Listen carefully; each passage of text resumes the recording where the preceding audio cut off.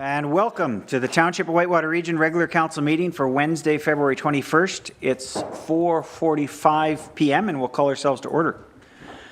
Starting with our national anthem, if you could rise and face the flag, please.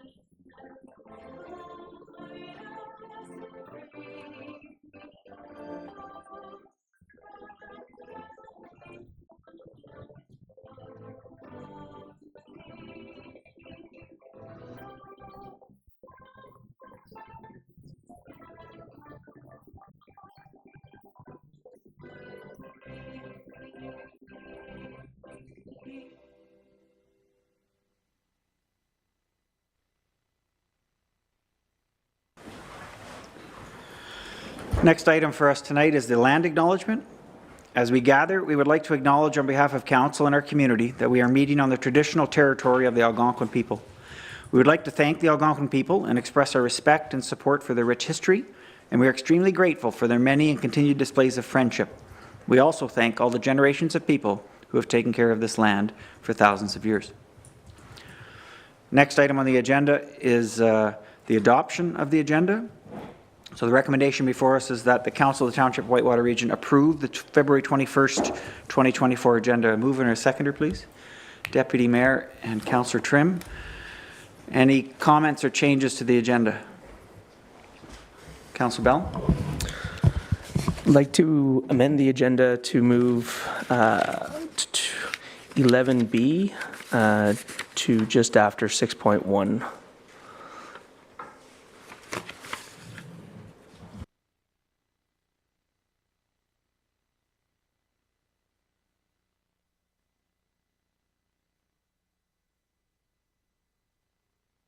Perfect. Is there any issues with amending that agenda, and it's specific to allow those people in the audience to leave after that discussion?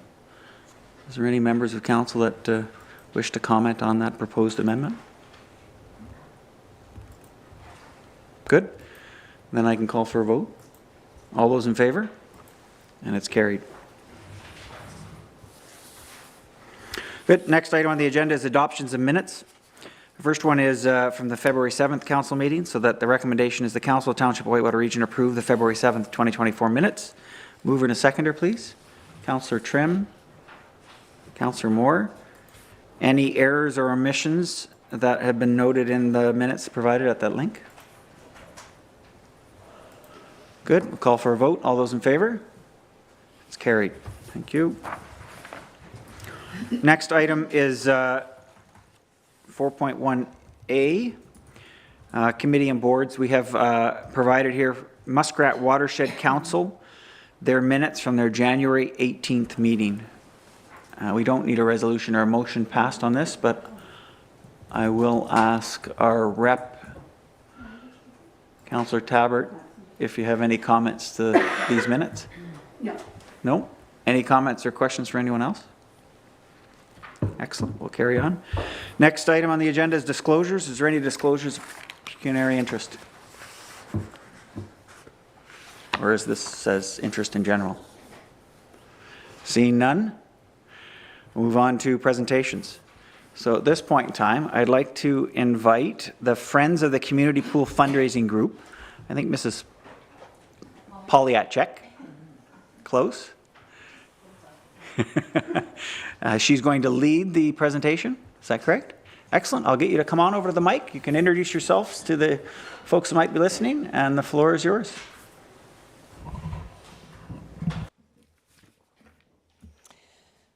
Okay, good evening, everyone.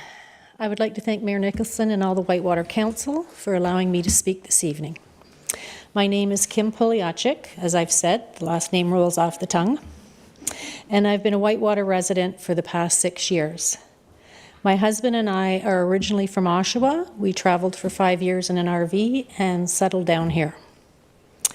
I swim 3 times a week, and that helps with my osteoarthritis. When we moved, the one thing that was important to me was to have a pool within 30 minutes of our home. This was a beautiful area, fit the need for a pool. At least it did. I am speaking to you on behalf of the newly formed group called the Friends of the Upper Valley Community Pool. We are a group of people from all areas of this region and believe that the current Kinsman Pool, which is approximately 71 years old, should be repaired now while we start to raise funds for a new aquatic centre. I would like for you to think for a moment about time, which is precious to all of us. You cannot touch it or taste it, but you can see it, and at my age, you can feel it.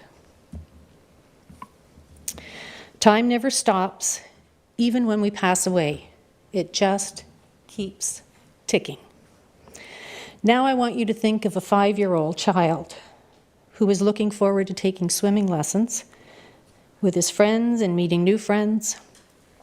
Now this child is told they cannot have lessons for another 7 to 10 years until a new pool is maybe built.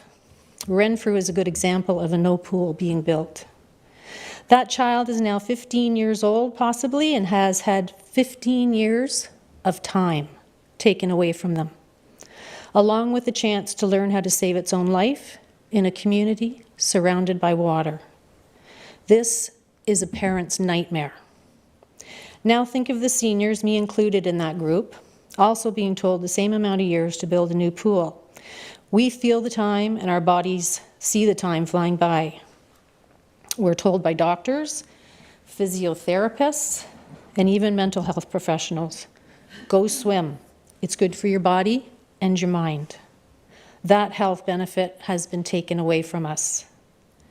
We also have triathletes, Special Olympics athletes, lifeguards, teens, adults, and also a gentleman that we have spoken to that wants to start up a scuba club for lessons.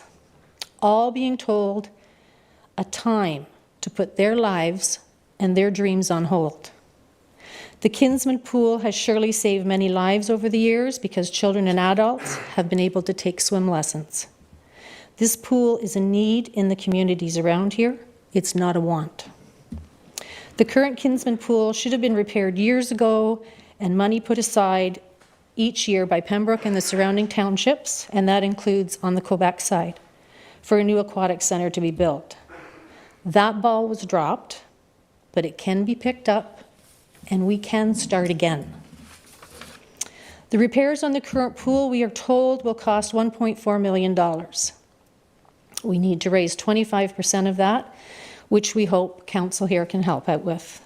This 25% needs to come from surrounding townships, possible grants, and fundraising efforts. There is no time to wait. A new roof and 4 walls are needed along with some other repairs for the pool. It would be a new building that surrounds the current pool, which is called a Butler building. This building, I am told, can be moved to another area once the aquatic centre is open, or stay where it is, fill the pool, and use the building as pickleball courts, a youth centre, or many other things they have talked about. All money raised by the Friends of the Upper Valley Community Pool will only be used towards the repair of the current pool, and the rest of it goes towards a new aquatic centre. We are in discussions with Matt Bradley and his team from the Pembroke and Petawawa Community Foundation to look after the funds we raise and to invest them wisely and help them to grow. We are asking Whitewater Council and its citizens to please help us get to our goal to repair the Kinsman Pool now and continue to help us over the next 7 to 10 years to get a new aquatic centre built for all of the Upper Valley citizens. These are our goals, but other ones are to save lives and to make this area known as a great place to live and work, which will grow our tax base and also allow us to do more. I am currently working with Bob Grills to apply for many grants coming up now and in the future. For years, I have heard that the Valley has been asking for community group to form, help raise funds. Here we are, so please let us help. I must add the City of Pembroke has also been talking about a P3 building. That would include 2 new ice pads and a pool. Whether this will happen, we don't know. They will need someone to sponsor a large project like that. We are here about the pool and only the pool. Thank you for listening, and I will defer any questions you may have to Megan Conway, our founder of the group. Thank you. Perfect. Thank you so much. Excellent presentation. What I'll do is before I ask any questions, I'll open it up to council, see if there's any questions or comments from members of council.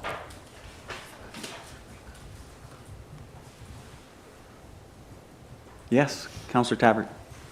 Through you, Mr. Mayor. So are you saying that the current Kinsman pool will be changed to the Upper Ottawa Valley pool, or are you referring to the Upper Ottawa Valley pool as a new aquatic center to be built somewhere? Thank you. And Megan, if you can introduce yourself, just in case there's somebody watching. My name's Megan Conway, and I've helped to coordinate a group of volunteers that are interested in helping to raise funds for the repair of the current pool. So our group is the Friends of the Upper Ottawa Valley Community Pool, and I'm not suggesting a name change. I think that would be in the purview of the City of Pembroke. I'm just suggesting that our group is named that, and we are primarily responsible for the repairs of the current pool. Okay. One of the things we explored, Councillor Tabbert, is that members of Kinsman who were really instrumental, I think, in building the Kinsman pool, that club may not be as active anymore. So down the road, it could be an opportunity for renaming, but that's, I think, within the purview of the City of Pembroke and partners. Yeah. Councillor Tabbert. May I ask where the new aquatic center is proposed to be built? If you're thinking about it, you must have an idea of where you'd like it built. So I'll say that I have nothing to do with the future plans of the pool. We're primarily responsible for mobilizing community support right now for the repairs of the current pool and thinking about what that would look like in the short term. Our understanding is the City of Pembroke has entertained a P3 exploration process, which I think is looking for bids and responses to that question. They're not going to have those answers, I don't think, until till summer or early fall. And that's a whole separate process that is, I think, a city-run process. We're primarily interested in saying we have a pool right now that I think needs $1.4 million in repair. I think that's a reasonable target for community partners to come together and to support mobilizing around, and that other project might take up to 10 years to figure out.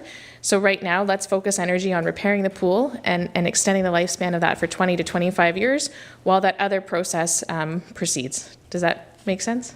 Thank you. Okay. Yeah, Councillor Bell. Hi, so just a couple of questions. One relating to the decision at Laurentian Valley last night. So the decision that they came to, as far as I understand, was 30% of the net cost, up to a maximum of $420,000. The original decision by Pembroke Council was as long as 25% could be raised, then they would go ahead and fund the rest. So how does that factor into your objectives moving forward based on that decision last night? I think the conversation last night at the Township of Laurentian Valley was that their commitment would be 30% minus any fund development goals or accomplishments that were made. I think our group is just newly formed. I do believe it's important for community to mobilize around what's possible in terms of an aquatic center like the current pool. So we're in the process of establishing some fundraising goals that I think will communicate to the public in the next couple of weeks. Working with the Pembroke and Petawawa Community Foundation, I think, is a really credible third-party partner in this endeavor. We want to make sure that any monies raised from the community is done so ethically and transparently and in a way that is inclusive of all the community. We know that there's a ton of different users in the community, but I think that it is important for community to mobilize around both the short-term repairs and also to start to think about a longer-term vision for what the region needs in terms of an aquatic center. So right now, I think, I would just to answer the question, I think we're thinking about a very modest goal to support the repair. We do know that there's already a number of interested individuals in the community who want to make contributions, who see the value in an aquatic center like the current pool. Okay, and then the follow-up question to that, just because you have good understanding of what's going on here.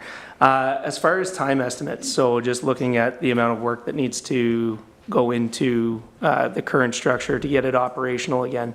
There's timelines on here like 2 to 5 years, and they're looking at the cost of this over a period of time. But to get the pool back online, running swimming lessons out of the pool, to your understanding, what does that timeline look like right now with that 1.4 million that the city of Pembroke is looking for currently? So my understanding is that the requests for proposals are currently there's a tender process currently underway, and that those proposals are coming into the city of Pembroke as we speak. My understanding is once they have had the contributions made from surrounding municipalities and community, that they would then be able to make a decision at council in early March as to moving forward with that project. To the best of my knowledge, I understand that there is a high degree of commitment to trying to make those repairs as soon as possible with the intention of trying to have the pool operational again for the summer, which I know is when that there is a high volume usage. I think there's lots of variability in the kind of construction plan we're talking about, so I don't want to overcommit and underdeliver, but I do think that there's a high degree of concern around trying to have the pool operational for the summertime for when it's in greatest use. Thank you very much. Any other questions? Councillor Tabbert.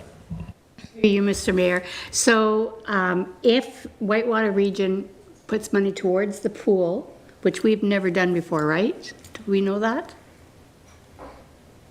I don't believe so. Okay. Yeah. Would that mean there would be no user fees for our residents to use the pool then? So I would highly encourage council to open some negotiations with the city of Pembroke around that. I think that's a great opportunity to say, hey, we've had to pay user fees in the past. How might we negotiate this moving forward?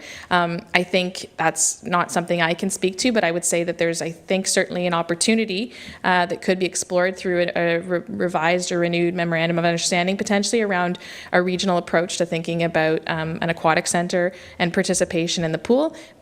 For the next X number of years, I would encourage council, as they're thinking about that in a collaborative way, to explore all those options. And I'm hopeful that council will consider the proposal that's been put forward and know that there's a lot of community interest. I think there's a high degree of mobilization. There's a committee of at least 30 volunteers that are active that have come together in the last month and are quite keen to support council and community to enable access to the pool. Thank you.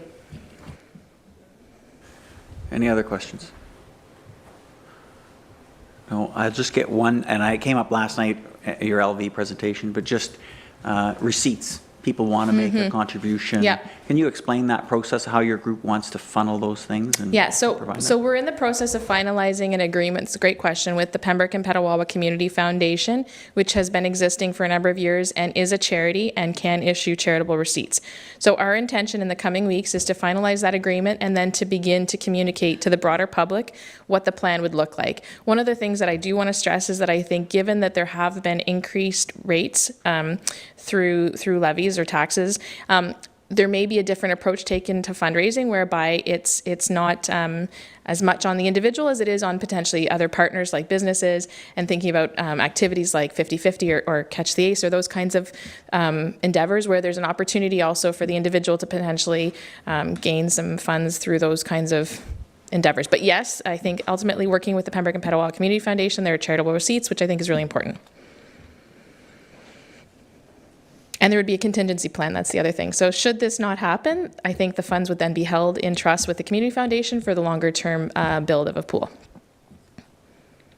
Perfect. Good, and I just wanted to clarify, there during the presentation earlier, it talked about repairs to the current one and then looking long-term for a new aquatic center. Operations, minor repairs between now and then, is that outside your purview, the group that's set right now? I think we're essentially saying, let's get the pool operational. Let's see if we can reach the goal that's been established by the city to say we need 1.4 million. City, other municipal partners, community, let's make this happen collaboratively. And then I think once we've reached that goal, we're going to reassess and look at the longer term needs. I think clearly over the last 10 years, 20 years, there's been a known reality that the pool is aging and that it needs a longer term capital plan to support its lifespan and extending its lifespan. But ultimately, I think the community and a regional approach needs to come together and think about what the recreational needs are for the broader region over the long term, not just in the next 10 to 20 years, but in the next 100 years, you know? Perfect. Does that trigger any other questions from members of council? No? Well, Megan, Kim, thank you so much for coming out tonight. We really thank appreciate you. you spending your time. And we welcome a community group that's going to come up and take leadership in this area. It's needed, and I think you can really offer something to the residents other than the typical, let's increase taxes. So I appreciate your efforts. Yeah, thanks. Okay, thank you. Good. Just before we move on to the next item, I know we amended the agenda to now talk about item 11A. However, I just realized we do have one public comment that I'm aware of. I don't know if there are additional ones that is on this topic. So I think it would be prudent for us to re-amend the agenda and insert this public comment or any other public comments before we do our discussion on 11A. I just need a motion from the floor for that amendment, please. Moved by Councillor Tabbert. Any seconders? Councillor Bell. All those in favor? Thank you. My apologies for the logistics. Excellent. So just before we ask for the next speaker to step up, I just want to confirm, are there any other comments received in writing or any other speakers than the one present today? So this morning I circulated two comments from Brenda Lammy and Heidi, I'm so sorry, I'm going to destroy her last name. Krebs? Okay, thank you. And that was circulated to council this morning, so. Excellent. And council, you all acknowledge receiving those two additional comments in writing? Excellent. Okay, so we only have the one in attendance. One in attendance for presentation. Excellent. Dr. Mahoney, yeah. Do you want to? Yes, please. Okay. You want me to? Yes, you go ahead. Okay, so Dr. Mahoney, he written for a public comment, so he has 3 minutes to do his speech, and it's about the pool. And welcome, and you may begin. Thank you. Can you guys hear me? I'm just going to read just to keep me from rambling. I'd like to first thank everybody here for giving us the opportunity to express my family's support for any help Whitewater Township can provide in helping to refurbish Kinsman Pool in Pembroke. My family has lived in Beachburg for almost 30 years. I practiced as a chiropractor in Pembroke for 26 or 27 of those years, and now I'm in Cobden. At least once a week, I have suggested to my patients that they begin swimming to either rehab or for general fitness. Many adults use the pool as their main or only form of recreation because of the low impact on their joints. All of the children in our communities learn how to swim at Kinsman Pool through programs coordinated through their schools. My family has benefited greatly from having a local pool. My wife, who can't be here now, she's a veterinarian and she's at work right now, was unable to attend, but she and I swim at least once a week from September right through till June at the pool. All of our 3 children, adults now, learned to swim at Kinsman Pool. All of them went through lifeguard training, and our eldest ran the program for 2 years in Cobden at the beach for kids to learn how to swim in the summer. Beyond learning to swim, learning valuable leadership skills, important interpersonal and life skills, our children learned water safety skills. Without a local pool to teach our kids water safety, swimming skills, and to produce lifeguards and swim instructors, we fail to provide a crucial service to the children of our community. Children and adults, will be in the water during the summer. Let's make sure there's a place they can learn to swim and be safer when they do go to the beach or out in a boat. Without a local pool, we have no lifeguards, no swim instructors. Kids and adults will be at higher risk of drowning because they won't know how to swim and they won't know how to be safe on the water. We sincerely hope that Whitewater Township can help keep Kinsman Pool open so that our community can benefit from the important services only a local pool provides. Thank you very much. Thank you so much for the comments, Dr. Mahoney.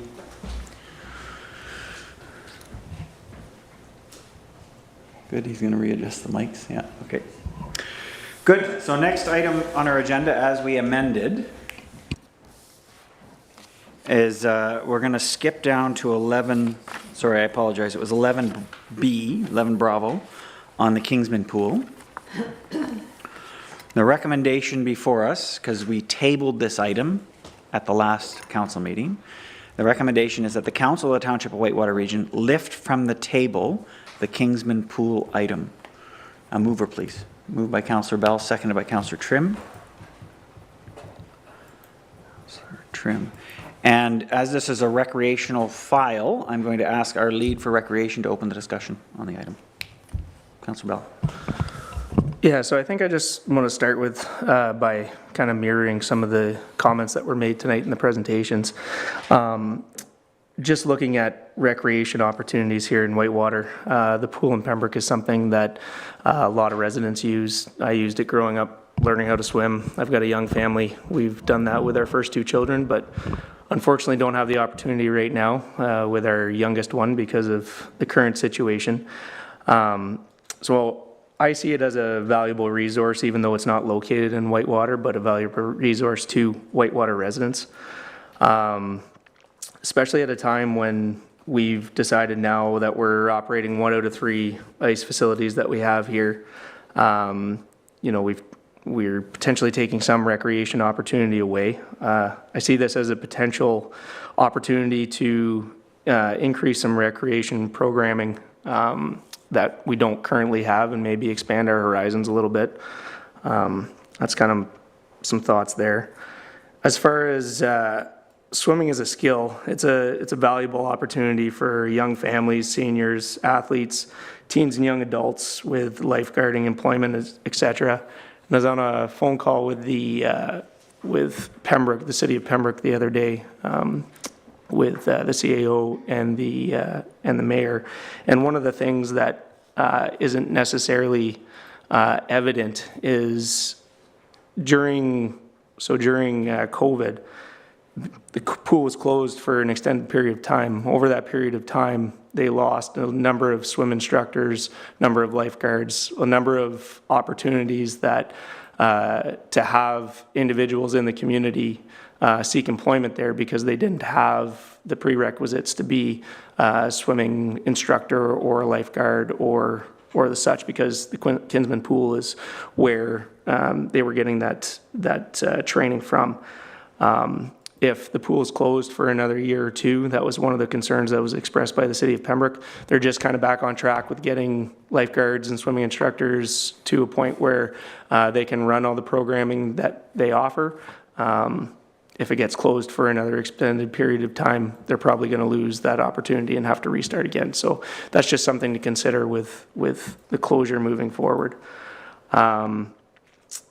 I think it is a valuable resource around here. Obviously, the issue that we have here in Whitewater is that we have a number of, like a lot of municipalities, a lot of failing infrastructure that we've got to put dollars into. So we've got to allocate funds appropriately for all that. So that's one of the things that we've got to consider when making a decision. So I do have a motion tonight that doesn't, it won't dedicate any funding, but the motion I'd like to move is to direct staff to investigate funding opportunities for up to the 11% request from the city of Pembroke in their correspondence with us that's attached in the agenda tonight.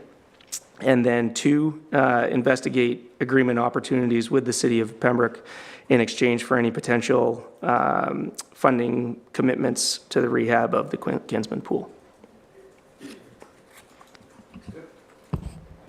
And a seconder, Councillor Trim. Good.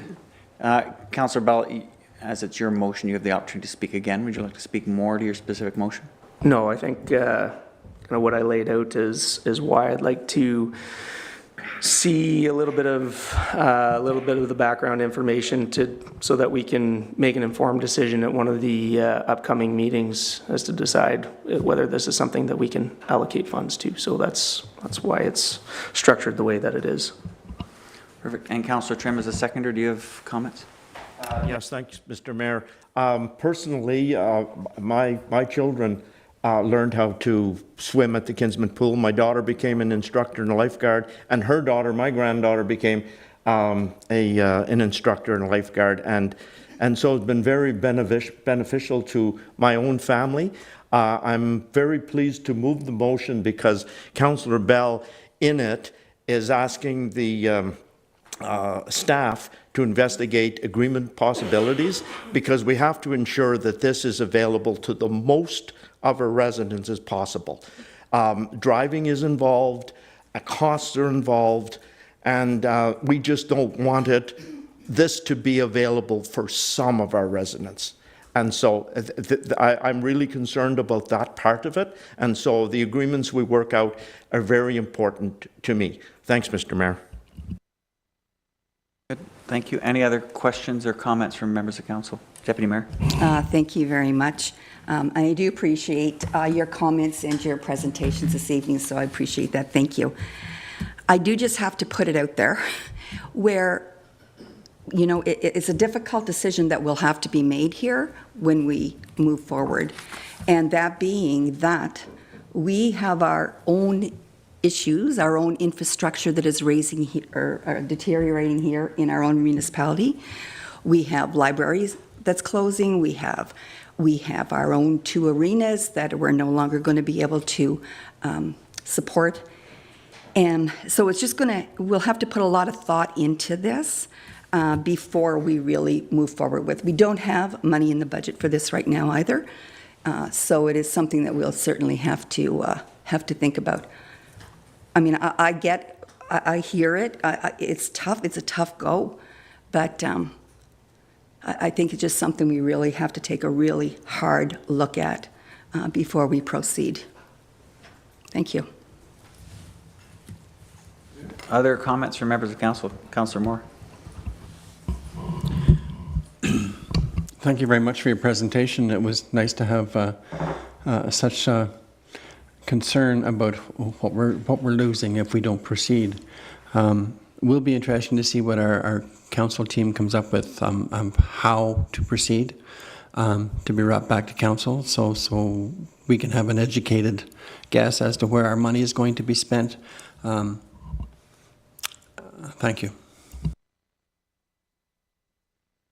Good. Councillor Tabbert, do you have anything? You're the last one. Any other discussion from? Good. I'm gonna highlight does staff have a comment? No. I'll highlight a couple things, just if we do end up going forward with this motion, that we need to consider, that need to be in the front of our minds. We have in the past run our own swimming programs. We've hired students who, 9 times out of 10 were qualified at the Pembroke Regional Pool to run our own programs here in our community. We've been unable to do that because of qualifications and being able to attract the employees at this point in time. So we know how important it is for these kinds of qualifications. So we have to acknowledge that, and we didn't budget it in this budget. I don't believe, if I'm looking at the Deputy Mayor, I don't think we budgeted for any swimming, simply because we knew we couldn't get the qualified personnel at the time. So that is one thing. We have a history of being able to support swimming and lifeguarding. So we have to keep that in the forefront. The second thing is some of the numbers, like when I've seen some of the presentations that the Pembroke, City of Pembroke has provided in terms of the usage rates, it's not all clear. They've provided an average, in order to get the 11%, they've provided an average of the last 5 years of swimming lessons. But regular public usage is not tracked by location. So although I think the numbers they've quoted is between 20,000 and 26,000 uses, could be the same person using it every day, 20 to 26,000 uses in a year it's not clear how many or where those uses are coming from, which makes that percentage purely an estimate. We need to drill down a little bit deeper if possible on it. Good. The next questions I have is that when the City of Pembroke has asked for this contribution, it's not clear if there'll be additional contributions required. What if something else happens after this building is replaced, and are we going to be then obliged, because of the investment, to continue to provide investments in order to provide the facility? So we have to have the eyes wide open on, as it was mentioned by our presenters, a long-term vision. Like, it needs to be, we need to take a look at this asset like you would any one of our own personal homes. How do we keep it running for as long as possible? Councillor Trim brought it up, not like ensuring that it is equally accessible to every member of the community that's going to be contributing to this, should tax dollars go towards it. Non-resident fees or other issues of accessibility, how do we discuss that with another municipality who actually owns and operates that asset? We need to work through that. Not impossible. LV has done it, Laurentian Valley has done it through a rec agreement already with Pembroke. Those things need to be explored in order for us to make a decision with our eyes wide open.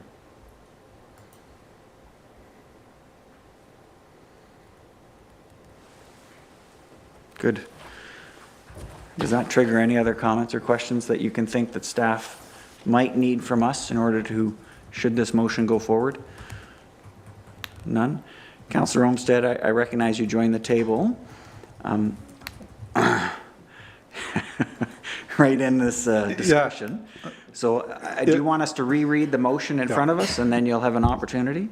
Do we have it in your language, or you want Councillor Bell to repeat it? Oh, if you would, that'd be great.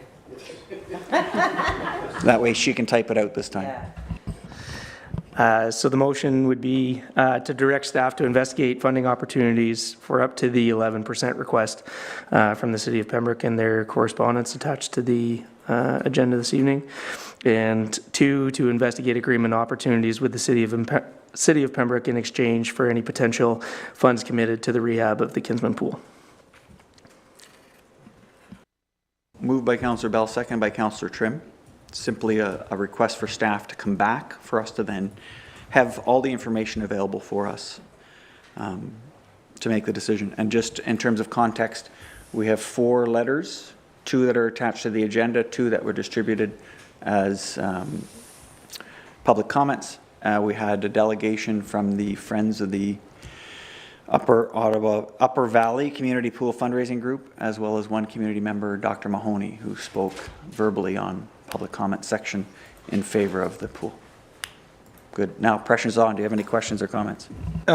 So just for clarity, so on item, where are we? On the correspondence down in B, Kinsman Pool, and I just see the recommendation there. So that has that changed? That recommendation was already passed Okay, to bring it back on the table. Gotcha. Then he put a subsequent motion on the floor. Yeah, okay, great. And I caught the tail end of your series of questions, and I'm in that vein as well. As I have a whole bunch of other questions. I understand that for now, the community would like to get the pool up and running, but what does that look like year in, year out?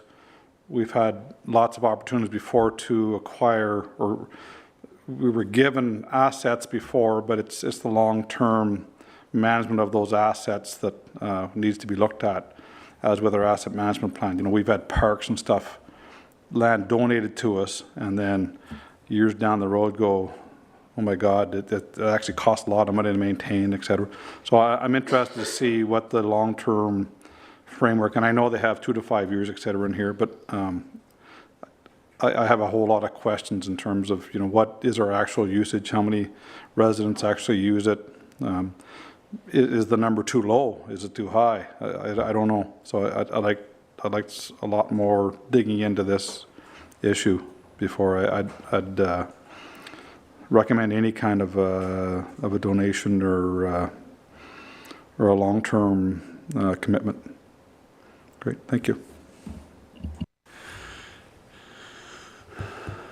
Did you have a comment, CAO? If you could just reiterate the second point of the motion, so direct to investigate an agreement, can you just reread that for me, Mark? Councillor Bell, rather? To investigate agreement opportunities with the city of Pembroke in exchange for any potential funds committed to the rehab of the Kinsman Pool. That's great, thanks. So I would just note for the members of council, so the motion is direct staff, so we'll engage with the city of Pembroke at a staff level, recognizing that any agreement that might come out of that discussion would likely have to be passed by the Pembroke Council as well as our local council.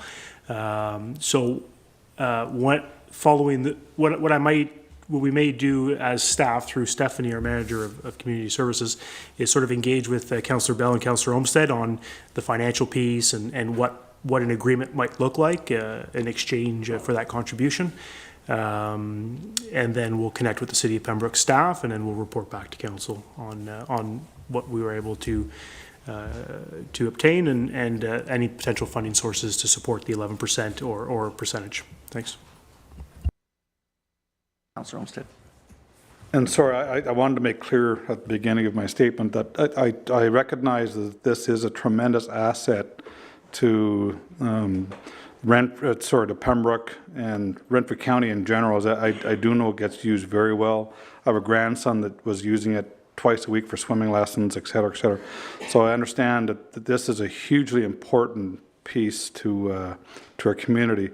So I can't overstate that. I know that it's a valuable piece of or an asset to the community. So I think we need to try to figure it out, but I want to understand the implications before I commit our residents to it.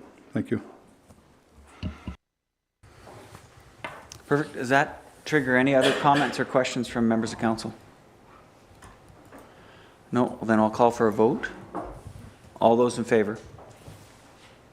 And it's carried. And I'll just add a comment now that it's carried.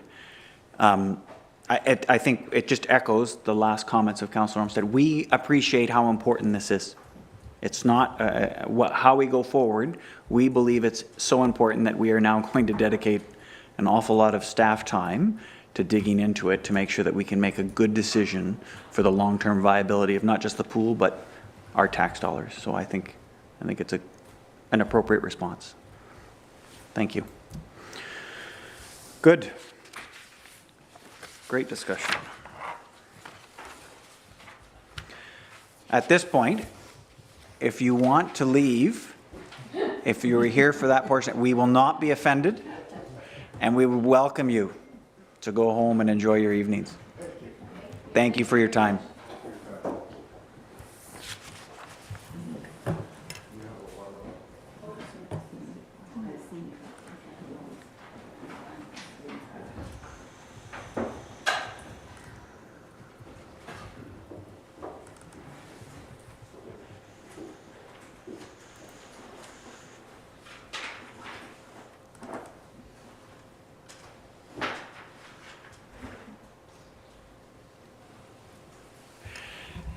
Excellent. So we'll get back on our agenda, and just for Councillor Olmsted, we messed with the agenda when we did the adoption of the agenda. So we're on item number 7, the Mayor's Address. I just had to pull it up because I've got it dated a week ago. Happy Valentine's Day. Anyway, I hope everyone enjoyed their Family Day weekend.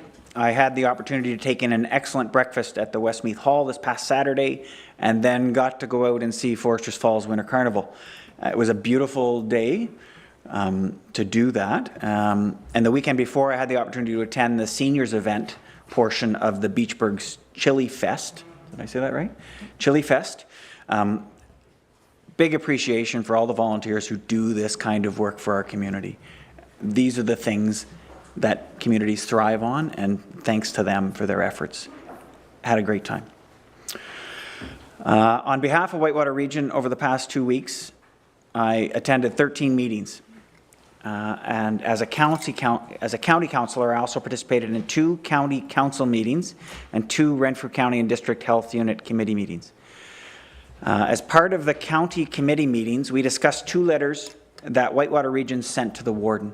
And I'll zone in on those 2 letters just so you can follow back up They were 2 letters that you as council approved being sent to county. The first was with respect to our water and wastewater rates and the impact they're having on our residents. In the letter, we asked if there were any reliefs available and how we could ensure our residents have access to those reliefs, given our unaffordable rates. Staff at county confirmed that there are programs available, such as the homelessness prevention program, but the individual circumstances will dictate qualification for the program.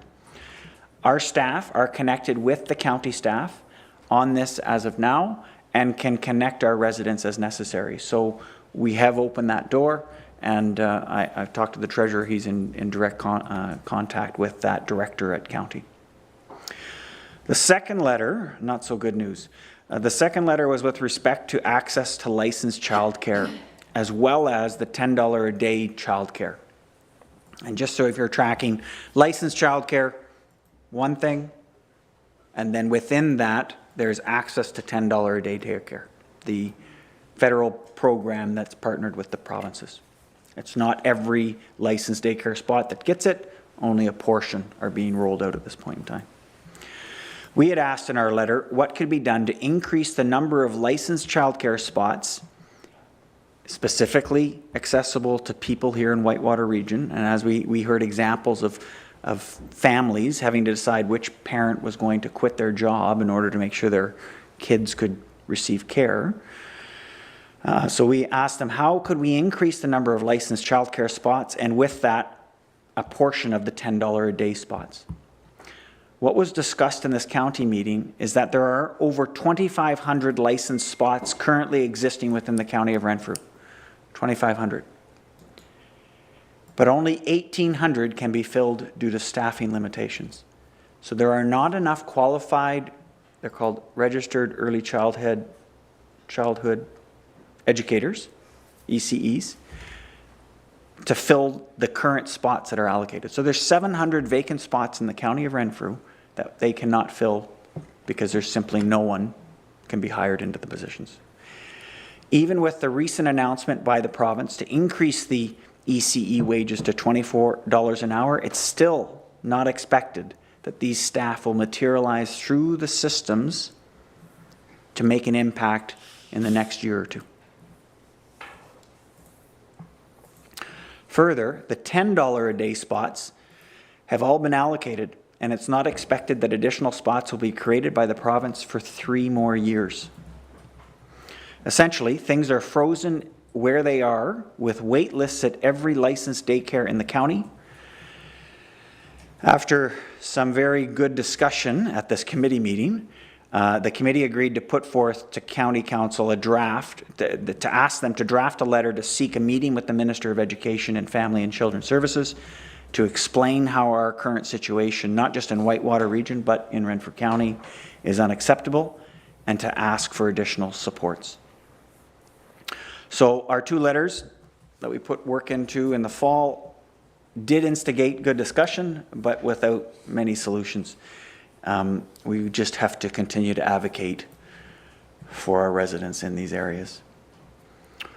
So that ends my mayor's report, but I would, unless the clerk tells me I'm not allowed to, take any questions or comments on those 2 points, because I know some of them are close to your hearts. Is there any questions or comments? Yeah, Councillor Olmsted. Thanks for those details. Enlightening, to say the least. So for the $10 a day spots, is there a record of how many spots there are in the township for $10, or Renfrew County, I guess? Yeah, there are. The number that comes to my head right now is just over 400. A lot of them have been pre-approved to Minister of Education spots in daycares attached to public schools, public and separate schools. So they got the first tranche of these that were brought in. I can confirm those numbers. They'll come out as part of the minutes at the end of February's County Council meeting. So I'd be interested, if I follow up, I'd be interested to understand what the criteria is to meet the $10 a day daycare, because I have concerns for a number of those spots that are taken. Let's leave it at that.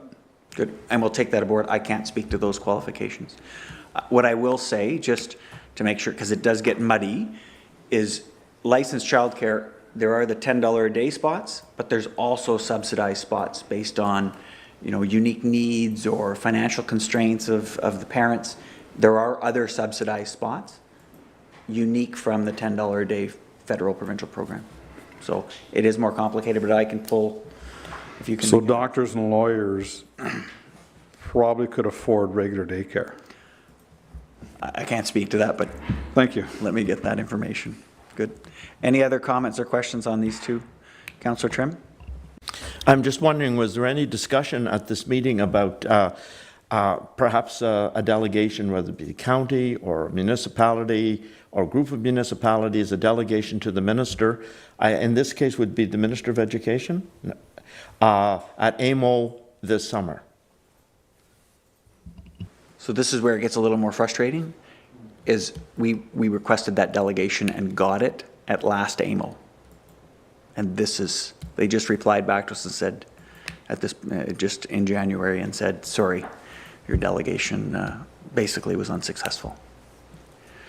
So this is, the point of this letter and a meeting is that we're asking the warden and staff to drive to Queen's Park and have them meet them face to face outside of a delegation at a AMO or Roma. So we're trying to take it one step further. Good. Anything else before I go on? Good. Councillor Bell? The conversations for that delegation at Queen's Park, like knowing that Ontario is not opening any more $10 a day spots, knowing that the limiting factor is ECE workers in Renfrew County, so we just basically don't have enough of those staff. What's going to come out of that delegation, or those, like, what is the intended purpose other than just to say that we have a problem?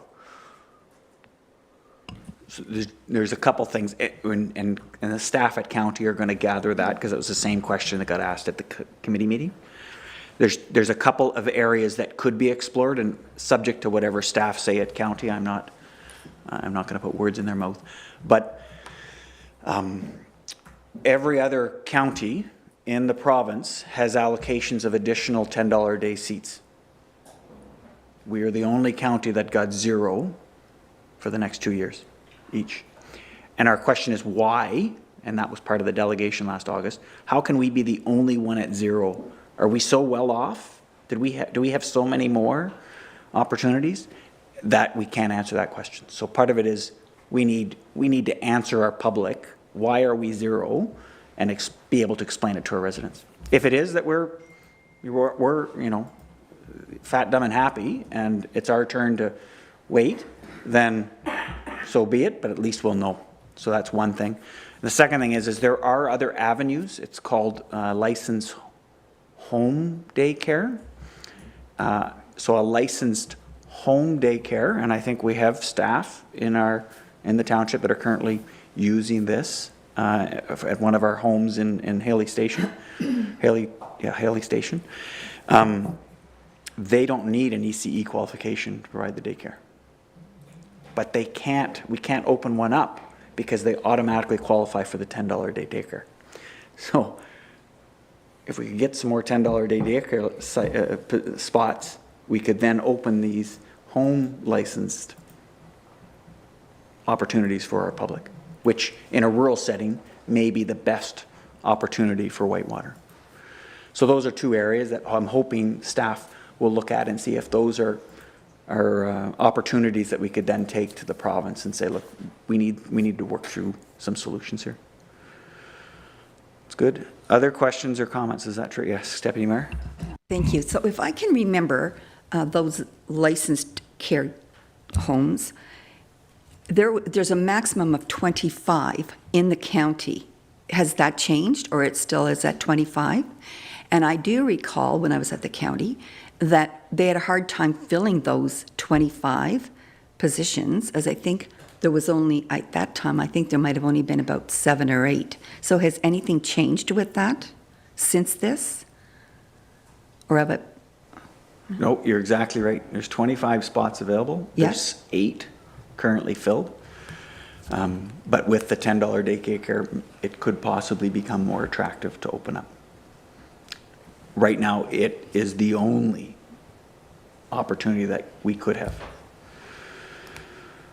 But there is opportunity, is what I'm trying to say. There is opportunity. It hasn't changed in 3 years since I've been here. Yeah. So, thank you.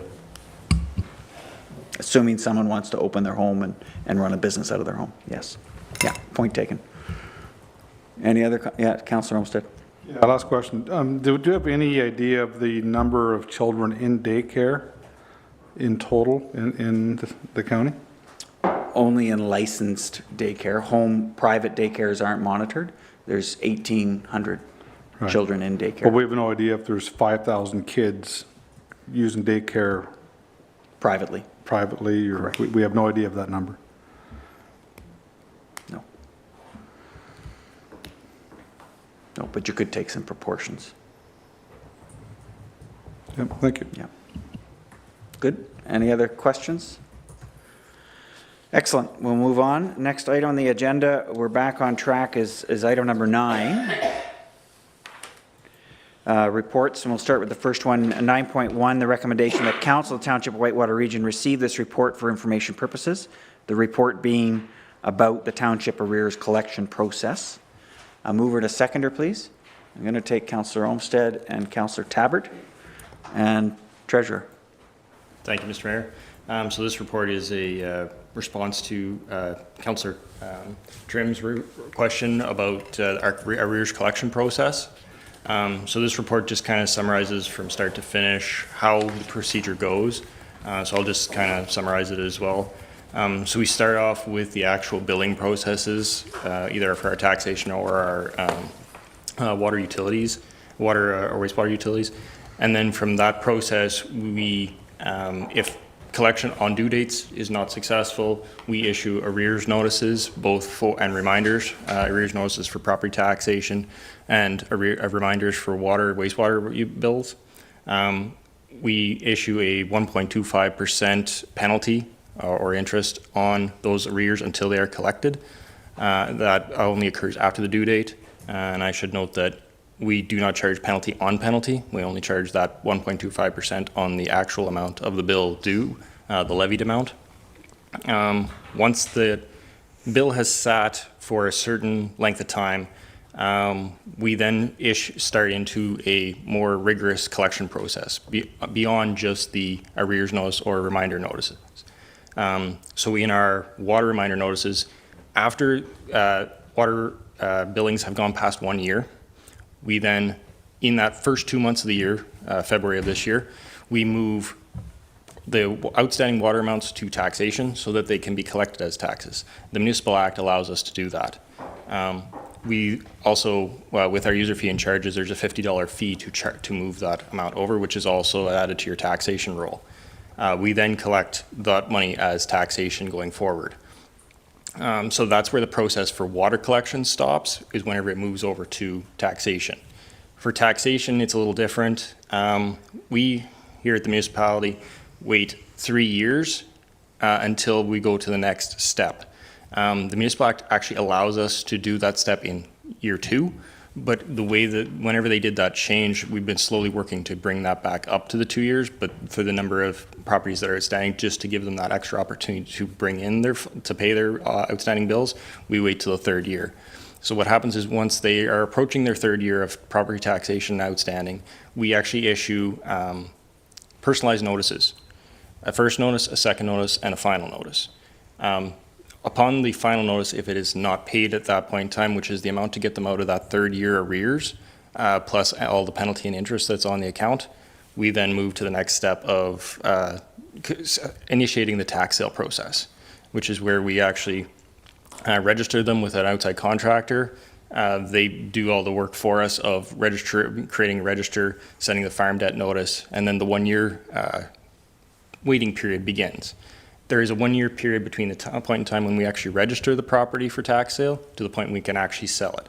Anywhere within that point in time, the property owner has the opportunity to actually pay off the taxes outstanding and thus canceling the actual certificate of tax sale on their property or certificate of arrears. There is the other option where the property itself can be entered into a agreement with the township to extend that time limit to do a payment plan.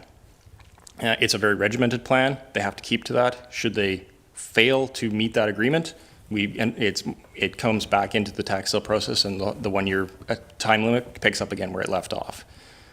So then at the end, the property is either paid off by the owner, or we then sell the property to make up for our arrears and taxes. I should note that before we ever get to that stage, because that stage is our very last resort, we try to offer as many opportunities to taxpayers and ratepayers as we can by offering payment plans where before they've gone to the tax sale side, we calculate out what their interest will be, what their rates will be, and everything all the way through, so that that third year is paid off usually by October of the year, and we're starting to work into that next year and the next year. So the goal of it is by 2 years in, they're out of third year and out of second year, and they're not back into that situation again.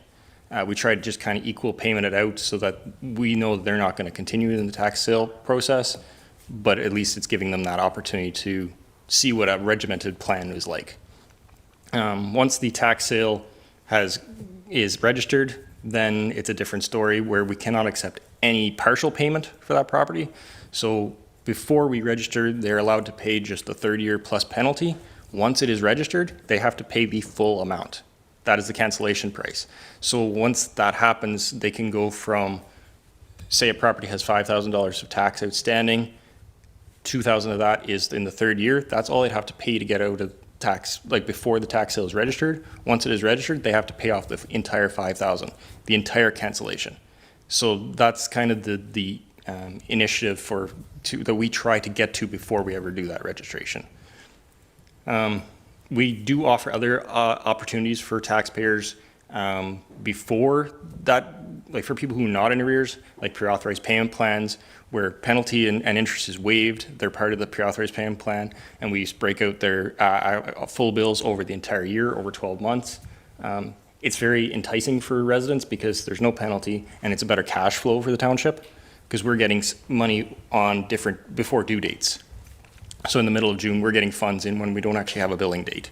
And it also makes the bills themselves smaller. So it's instead of 4 lump sums for taxation, it's 12 small payments. So there's a lot of different initiatives that the township is trying to put through. The 3 notice piece is something I've initiated, just trying to give people that personalized notice that we want to try and work with you as best we can to get to that point. So any questions? I'll start with the mover, Councillor Olmsted. No, I'm good, thank you. Councillor Tabbert? Through you, Mr. Mayor. So what happens with the excess funds if it goes to the tax arrears and the taxes are paid off? Okay, so with that situation, what happens is the cancellation price is paid. Any funds that is above the actual cancellation price is actually paid back into the courts. The courts then hold on to that funds, and applications for anybody who has a title to it or a want to collect it, so say mortgage companies or other people who may have liens, because our liens are priority liens, we get paid first. They then apply to the courts to get that funds out within the first 2 years. After the funds have been held in the court for 10 years, then they're off to the province at that point. Okay. We don't see anything additional beyond the actual taxation of the bill. Would it go, may I continue? Would it go back to the homeowner or the? It does not, it never does. No way? No. Okay. And can I continue? How many current properties are in arrears? So at this point in time, we're looking at, I believe, 8 that we're looking at. The next step will be tax sale.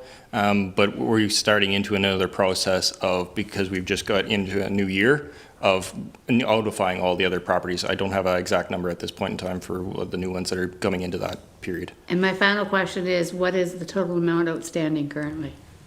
So that was that 1.3 million. Oh, okay. On the quarterly report. Okay. Thank you. No problem. Good. And anyone else? Any questions? Yeah, Councillor Trim. Just not quite clear. I think I understand. We could go to the 2-year system from the 3-year we have now. Are we transitioning to that, or are we going to remain with the 3-year ongoing? Sure. So we're transitioning to that 2-year. It's per our policy, it is 2 years. It's written in our policy that way. Whenever I started here, it had never gone to the 2-year point because whenever you try to do that, it becomes harder for those people who are in third years that are just kind of getting by with their paying off their third years to move to that second year. It is a progress, and that's why I talk about the payment plans that we do up for people, where I try to have want them paid off by October for that third year. So the payments that they make in November and December are starting to work into the next third year. So that by the next year, they're paid off by June, and by the next year, they're out of it, and they're back to 1-year arrears. We've worked that way out. And whenever we do our payment plans, I work in for the actual amount that we're going to increase for taxation, any types of things like that we're going to put onto their accounts so that they know that by the time they're done with these regimented payments of, say, $200 a month, they're going to be in a better situation than they are. The goal is not to have them paid off and then start right back into the same situation for the next year. It's to move them ahead a little bit as much as we can. Good. Any other questions? Just the one comment. I just wanted to be clear. The arrears that we talk about include county and education. And they don't care if we ever collect them. County and education demand payment, we pay them, we carry that. Correct? That's correct. So out of that $1.3 million that is receivable, a portion of that has already been paid to the county and to the education portion. So it comes to questions of if we were ever to have to write off taxes as a council, that a property became unsellable through tax sale, that what would happen with that county portion, because we'd have to get approval from them to receive that money back, or we'd have to actually recoup that loss ourselves. So that's always a thought on why it's such a big thing to try and keep arrears lower and under control. Because whenever it gets to that point, it can be a deficit or a detriment to the township. And you'll remember when the Haley mine site, the arrears that we had one year, it took the whole budget for the year. Like, we were paying those arrears. That was all we could afford to do. So it's important that we stay on top of this. Excellent. No other comments or questions? Call for a vote. All those in favor? Thank you. Carried. The next item, 9.2, which is a contract extension. A recommendation that the Council of the Township Whitewater Region approve the extension of RFP 2020-05 Environmental Monitoring and Reporting Services for Solid Waste Sites for 1-year term, 2024 monitoring year, to JP2G Consultants Incorporated as per quote 17-60468, received at a total cost of $42,042.14, inclusive of non-refundable HST. A mover and a seconder, please. Moved by Councillor Moore, seconded by Councillor Trim. And Superintendent Nicholson. Thank you, Mr. Mayor. Tonight I'm here to speak about the environmental monitoring at our 3 waste disposal sites. So in an effort to lessen costs, in 2020, a joint RFP was put out alongside with the Township of Edmonton Bromley to participate in a joint environmental monitoring and reporting RFP for our respective waste sites. And the RFP included the environmental monitoring and reporting for our 3 landfills, in mainly being Cobden, the Ross site landfill, and our Westmeath landfill. And the monitoring contract was for 3 years in 2021, 2022, and 2023. And that contract ultimately went to JP2G at that time. So this monitoring that's undertaken is a requirement of each of the landfill sites' ECA, and it undertakes things like groundwater monitoring, surface water sampling, and helping the township ensure that we're in compliance with our license.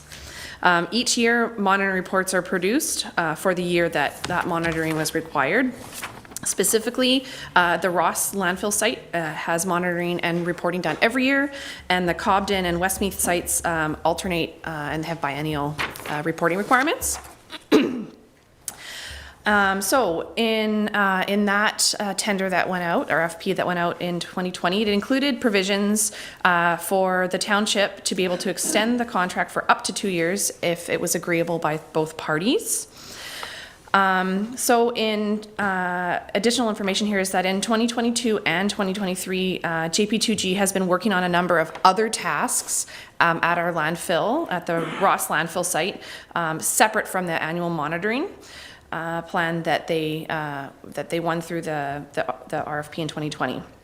And those tasks include things such as finalizing our expansion feasibility study, undertaking a waste mound redesign, which incorporates the recent changes to the depot area at the site, and in general, detailing a number of other operational changes that have happened at the site, such as our request to use landfill blast mats for daily cover, and also and their work will include incorporating a number of comments from the ministry on how we deal with our trigger mechanisms, which are basically when we undertake monitoring.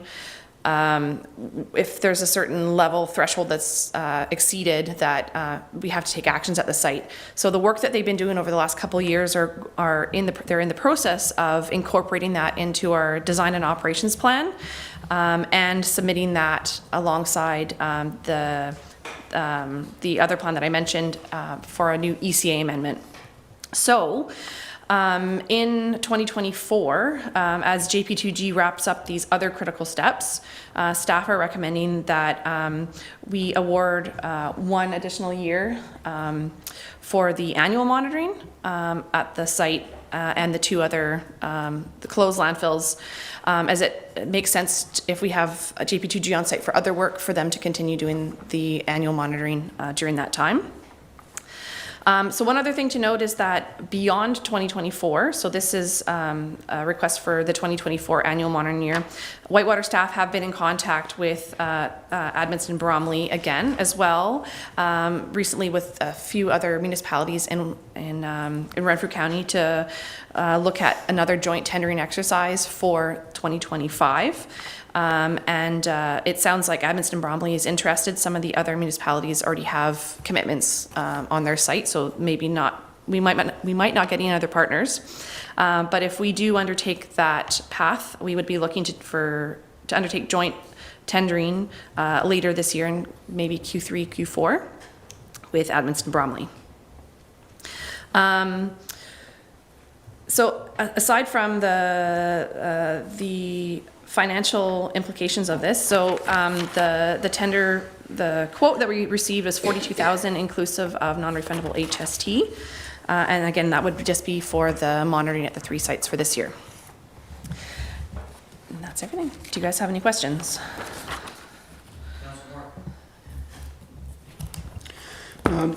There's a lot to be said in such a short order of time. It is nice that we are working together with our partners. It's unfortunate though one partner dropped out for whatever reason. I would like to see more of this in the future because time is of the essence in some of these contracts and RFPs, etc. Whatever's going out. It would be nice to piggyback with other municipalities who are in the same boat. Makes everybody's work a little easier, and it may make a difference in what the returns are like on these contracts. So I look forward to seeing what happens. Thank you. Thank you. Councillor Trim, seconder. I'm just wondering why there's a difference in the contract numbers.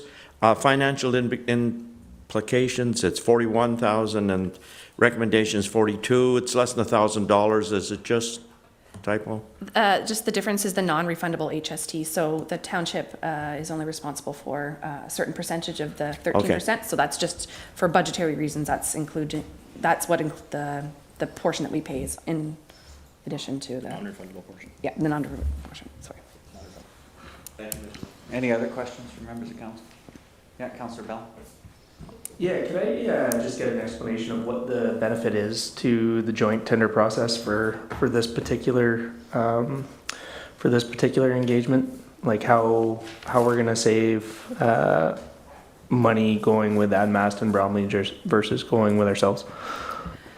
Sure. So generally, when we undertake these joint tenders, you can do them across.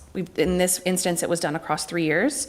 And so teaming with other municipalities, you have that economy of scale where you might entice outside more contractors to bid on this work because they have more work in the area as opposed to just one smaller firm coming up from, say, Southern Ontario. They might be more likely to come up and bid. So it attracts more bidders, and undertaking it over the longer term jointly also nets some benefits. So for instance, in the first 3 years of this tender previously, the previous staff report indicated that it was about a 40% savings year over year. So 2019 versus 2020, they saw a 40% savings. So it was pretty significant savings by doing the joint tender as opposed to individually tendering year over year. And with the joint tender process, are you under obligation to only go through with the joint tendering process, or are you able to get quotes on doing it on an individual basis as well as going through with the joint tender? So in my experience on joint tendering with other municipalities, I've done it several times for waste collection contracts, and it's usually written in such a way that while you're tendering together, you are still independently deciding which contractor you select. So while we tender together, as my understanding, our lowest cost was for JP2G, and Admast and Bromley's previously was for Cambium, I believe, who they ended up selecting. So you do still get to sort of pick and choose, and we always write in that it's that the tender results are always subject to budgeting.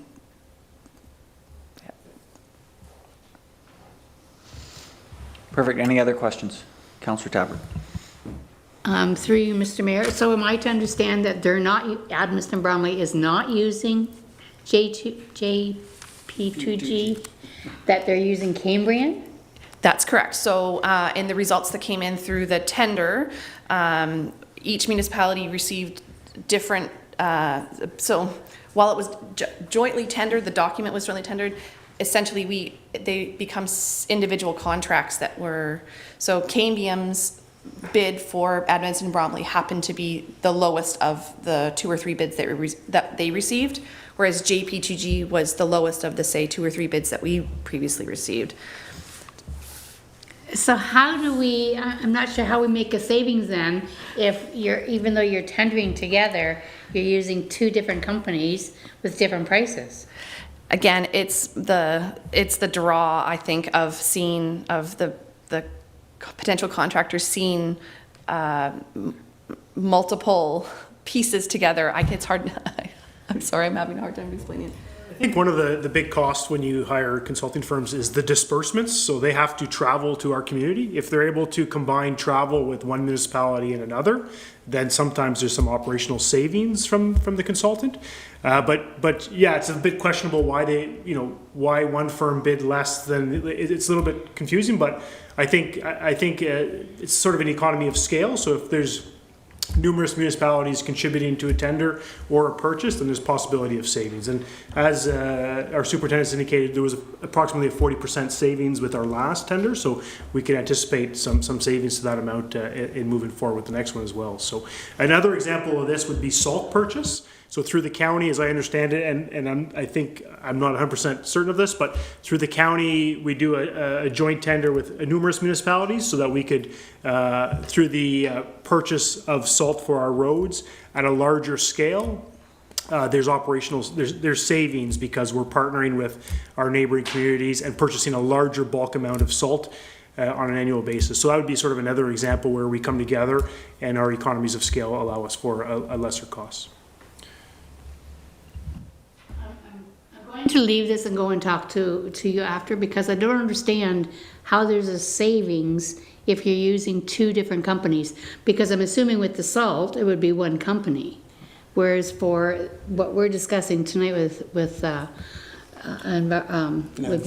landfill is two different companies offering the same price, or different prices. So it's a joint tender, but you don't necessarily have to go with the same contractor. That's the savings is in the actual, it's in the tendering, it's not in the actual contract that you're obligated to sign at the end of it necessarily. Yes, and Correct? as I Yeah, understood okay. it, it was likely that the fact that it was over the course of 3 years, but it also, like I said, it would attract potentially more people to look at the tender because, and more people to bid on the tender because they see that they're bidding on two different places at once.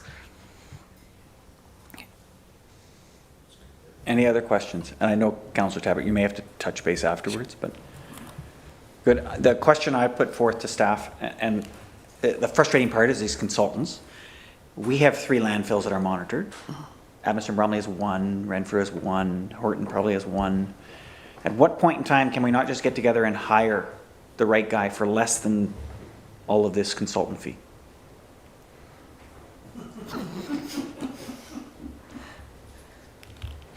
Is that something we're considering? Should we consider it? Look at Councillor Olmsted. His wheels are turning. Yeah, and I think, I mean, again, we'd have to investigate it further. We're speaking of professionals in the field of landfill monitoring, looking at the samples, getting them analyzed and seeing where the plume or the leachates are heading. Like, we don't have staff in-house to physically do that or have the time to do that. Certainly at $42,000, if there's other consulting fees that are going towards other sort of areas of this person's expertise, maybe that's something to investigate. But yeah, I mean, certainly we could look into it. But yeah. I'm not directing, I'm just venting. Okay, Councillor Olmsted. Yeah, that was brought up in the leg group 3 years ago. That I don't think it had legs at that time, but I think it's something that, I think maybe it didn't at that time because we were just starting into the 3-year agreement, but I think maybe now would be a good time to revisit it, for sure.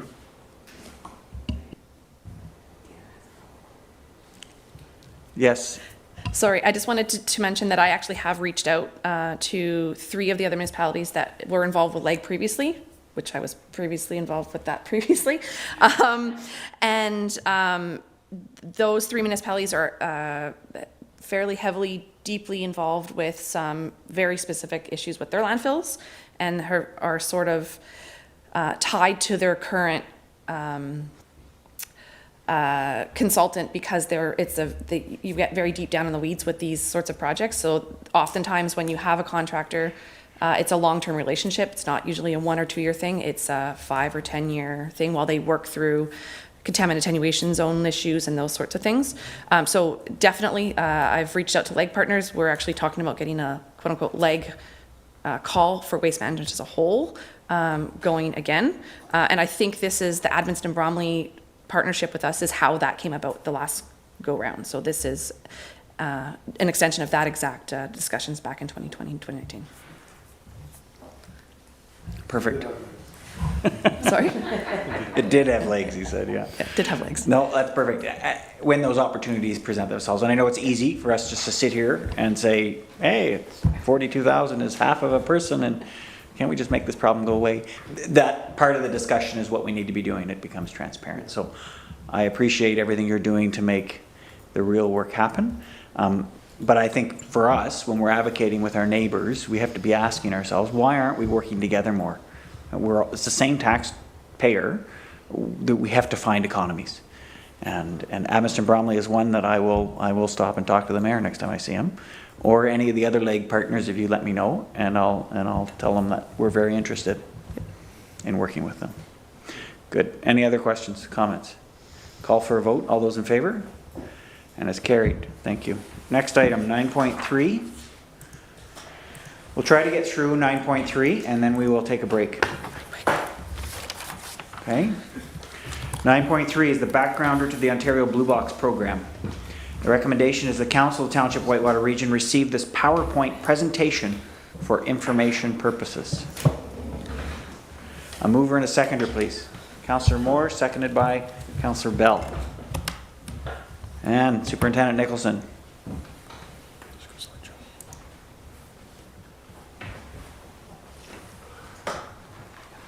Okay, so tonight I'm here to give you guys some information on Blue Box transition. And this is sort of in anticipation of some upcoming decisions that I'll be asking of you in the coming weeks, as far as I'll get into here.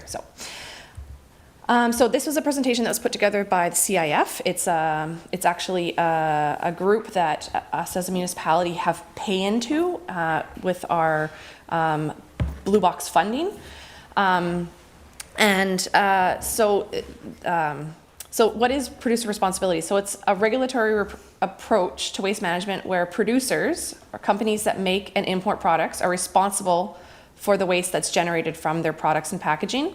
So in Ontario, the Blue Box program is transitioning from a model of shared funding to one of full producer responsibility where producers are operationally and financially responsible. So what does that actually mean? So currently we have a model where local government, so our municipality, pays for 50% of the cost to run our Blue Box program. And what they're moving to is a producer responsibility program where producers are 100% responsible for the costs, but also for the operation of the program. Currently, we are 100% responsible for the operation of the program, but we pay 50% of the cost for it. There's a whole bunch of acts that have driven this over the years, and it's so right now we're sort of in the transition between the Waste Free Ontario Act, Waste Diversion Act, and Resource Recovery and Circular Economy Act. So again, as I mentioned, we've sort of transitioned where initially we were fully responsible to fund our Blue Box program. We transitioned to a program where we're partially responsible, 50% approximately, to a program where producers are fully responsible and the municipality will no longer, ratepayers will no longer be responsible for paying for the Blue Box program directly. So this is just basically a slide that shows all the pieces that make up how the Blue Box program was funded previously. It involved municipalities, and that we undertook promotion and education and the actual collection, and that Stewardship Ontario was the funding source for the other 50%. Going forward, the new term is PROs, or Producer Responsibility Organizations. And they are essentially the group of all the producers in Ontario that will be funding the Blue Box program going forward. The regulatory authority, RIPRA, is an arm's length organization that manages the responsibilities for the Blue Box program, and they direct the pros on how it should be undertaken. So some key concepts here are that eligible communities and eligible sources, they use lots of new terminology under this new program. So eligible communities, we are one of those ones, and they now are starting to incorporate municipalities in the far north and First Nations communities that didn't previously have Blue Box coverage. And eligible sources under the new regulation are mostly residential properties, apartment buildings that will receive services under the new Blue Box program. So there is something to understand about how this is being rolled out. There's a transition period, and for us in Whitewater, it's actually a rather short transition period. It's 6 months. So you'll probably have heard that a number of municipalities south of us started transitioning in 2023. Their transition period would take 3 years. We transition in July of 2025. And that is basically for us, it's about 5.5, 6 months. You'll hear about beyond January 2026, that's post-transition. For us, there really isn't a big difference in the two of those things. The only difference between the transition period and the post-transition period will be our ability to require the pros to collect from industrial, commercial, and institutional properties, which I will get to and explaining a little bit here. So the producers are everybody who you think they are. The people who make the fast food packaging, water bottles, And they are organizing in Ontario under what's called the PRO, Producer Responsibility Organization. So in Ontario, this would be a little nice graphic of who would be included under this PRO.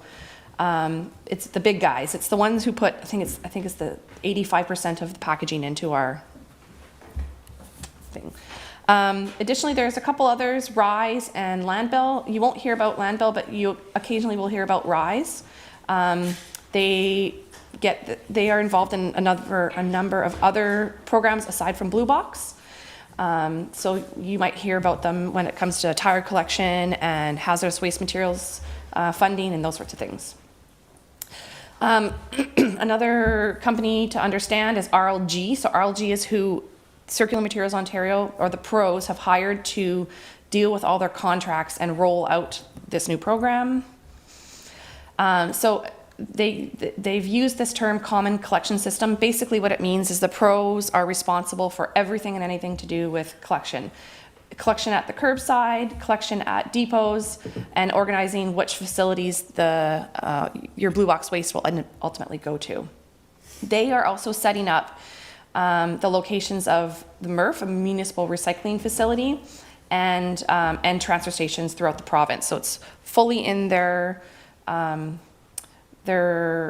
job description, you could say, to decide where all the blue box materials will be going. It's no longer going to be the responsibility of the municipality to figure out where to take our blue box stuff. So decisions for council. So what we need to start thinking about is what sort of services we'll continue to provide, mostly in that transition period, that 6-month period. It's rather short. So the Circular Materials Ontario has been undertaking a number of contract tenders to figure out who is going to deliver these programs for them in the short term and then in the long term after 2026. They're undertaking, so there's a non-competitive process where eligible communities can accept a contract to provide services during the transition period. And then there's a separate competitive process where beyond 2026, where communities can submit proposals to provide services. So for us, we don't own trucks. We don't have staffing that actually undertakes collection. So we wouldn't be part of either of those processes going forward. The one thing that we do have resource-wise is our depot at the landfill transfer station, at the landfill. So that would be one thing that we could offer Circular Materials Ontario to continue service at our within the community, to keep it the same as is going forward. So they're under no obligation to use our depot, but they may want to use our depot because they need to collect a certain amount of blue box material in order to meet their specific targets. So that's one thing that we need to be considering that we want to do. So if we were to offer the depot and run the depot for them, there would be a small payment made to the municipality to undertake that. And they would pay us for the material that they collect from the residential portion of from the municipality. We would pay them back for any commercial blue box material that's collected at the landfill. So that's something that will be, they will likely come to us with a proposal to undertake that shortly. If I could just clarify, when you refer to the landfill depot, you're talking about just the recycling bin? That's correct. Not a depot where we're collecting a bunch of recyclables, just the one bin we have? Yeah, so it would be during the transition period, it's the two bins that we have. That's basically what we would be offering. We would be offering the bins and the use of the site and the use of our scales for tracking of tonnages in and out. What else can I say? So basically the terminology here is opt in or opt out. So the only thing we could really opt into would be for the depot. Technically, we could try and opt in if we wanted to offer millers services. So if we had an existing contract that continued past our transition date, we could offer that up. However, it's unlikely that we'd actually get paid back fully for what we would be paying miller. And our contract is actually up with Miller March 31st of 2025. It's a couple months before our transition date, so we don't really have them to bargain with. So in reality, it doesn't make sense to try and opt in for the curbside collection because we would just be losing money on that. But it might make sense for us to opt in for the depot because that would be a continued service that we could offer in the township, and there would be a small payment made to us.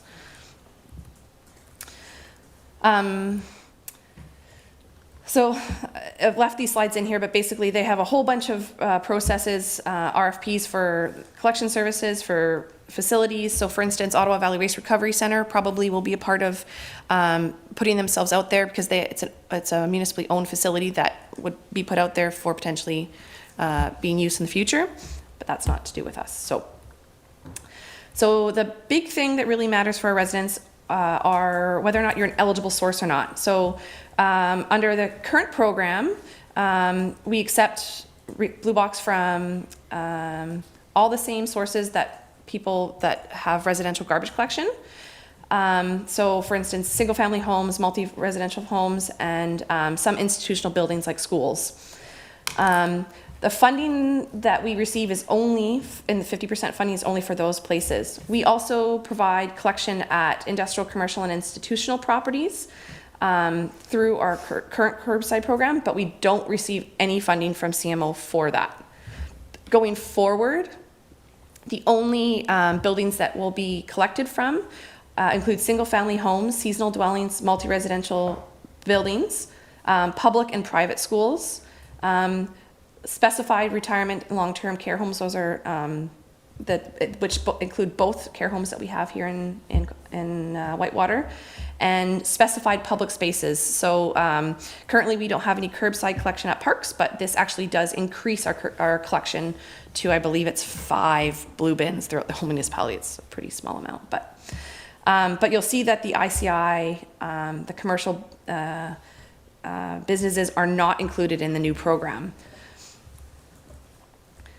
So the transition date to the full program is in 2026, January 2026. So pros will be extending collection to all non-service communities outside of the far north and non-service eligible sources if they're registered.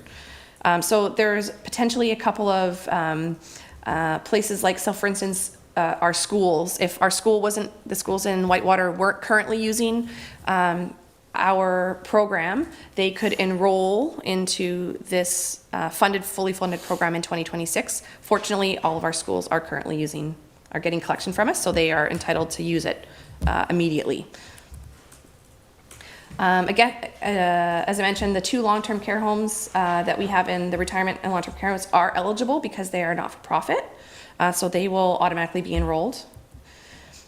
And as I mentioned, under the new transition, they're going to install, I believe it's about 5 bins in the township, and they will be responsible for providing them and collecting them likely at parks or bus stops and downtown core areas. So as I mentioned, there's a number of non-eligible sources. So industrial, commercial properties, not-for-profit organizations, municipal buildings and facilities like our arenas, daycares, churches, places of worship, campgrounds and trailer parks, that's a key one, and commercial farms. So currently we extend collection to all of these locations, and under this new program, they would be pulled out. This is just basically a graphic showing that if you have residences in a multi-residential building or a multi-story building, those residences would be eligible, but the businesses on the bottom half of those buildings would not. So the pros will not be responsible to collect from these sources, and currently some non-eligible sources are serviced through the residential Blue Box program, although they're not funded. During this transition period, pros will be able to continue to service the non-eligible sources if the township makes arrangements with our existing contractor. So it's likely that our existing contractor Miller would continue to provide collection at least in that 6-month period. And if we request that they provide collection during those 6-month transition that transition period, they would provide us a cost in order for us to undertake that during that transition period. Beyond that, the pros will not allow co-collection. So in 2026, there will be no opportunity at all to have curbside residential blue box waste collected alongside the industrial commercial properties. They will have to be two completely separate programs if we choose to continue to provide something through the municipality. So that is essentially what we'll be asking council in the coming weeks. They do also have some pretty high standards coming into this new program. So it will be provided to any residents that has had curbside collection before. Everybody in the township has curbside collection, so everybody residentially wise will be eligible for it in the future. And so the previous regulation didn't require blue box collection from public spaces. That does actually extend to a number of new ones, which would include the long-term care facilities and some curbside collection at parks or on street sides. I won't go too deep into this, but essentially what's happening is that they're harmonizing the collection program across the province. Currently, municipalities have a varying collection standards for what they can take in each program. Going forward, it's basically going to be everything, which is great because it's starting to include some things that weren't previously included, like styrofoam and some other things like that. So we'll see some more information on that going forward. And it'll harmonize it across the province. So no matter what municipality you go to, if you're visiting somebody over Christmas, you can always put the same thing in the blue box. And they have established all these different categories. One thing actually you'll notice is that flexible plastic is in there, which is great. Stand-up pouches, not currently collected under most municipal programs. Like I said, it'll be consistent across the province. There are a number of things that will still not be collected: hard and soft cover books, flexible plastic used for containment of food, so cling wrap, sandwich wrap, bags that unfortunately won't make it in there. Single-use items, so things like cutlery, bamboo cutlery, garbage bags, biomedical hazardous waste, those haven't been included. They have some pretty high targets. Currently, the targets are 60% recovery. Some of these targets are raising to as high as 80% and 85%. So this is actually going to drive the producers to try really hard to collect, make their targets. So that's why, while they might not be required to run our landfill depot, they might be looking for those extra little things to pick up that tonnage from us. This is just showing the calculation that they'll have to, of how they'll calculate how they've met their targets. So it's what they put into the market versus what they actually collect. So as far as timelines, we're at the beginning of 2024, and as I mentioned, 2025 is when we start to do transition. As I understand it from the CIF and a number of other places that communicate these things to municipalities, CMO is going to come knocking on our door any day now. So like I mentioned, we'll be coming back to you guys in the next coming weeks with some harder numbers about what the cost to us will be, the municipality will be, to continue to provide service to those industrial, commercial, and institutional properties. And there will likely be a pretty quick turnover time for us giving them their answer. As I understand it, they've been looking for answers within 3 to 4 weeks from municipalities. So we'll come back to you shortly. As I mentioned previously, Miller's contract does expire March 31st, whereas our transition date is July 1st. So we will probably have to negotiate with Miller to extend our contract for a short period of time to bridge that small gap. Again, Miller is in the process of coming up with those numbers for us, and we'll have them back to you shortly. So that is it. I know that was a lot, and that's why I kind of tried to break it up into two pieces when we come back to you with the ICI stuff. But do you guys have any questions? Good. Questions? Councillor Moore, you move this motion. I think right now, just with what we've seen, can you explain a little bit about commercial and non-commercial? Right now, I know basically everyone is being picked up now, with the exception of maybe some of the rafting companies. They may truck it themselves. So can you sort of, what's going to happen there? Because I know there's business people sitting in this room are wondering what's going to happen with them.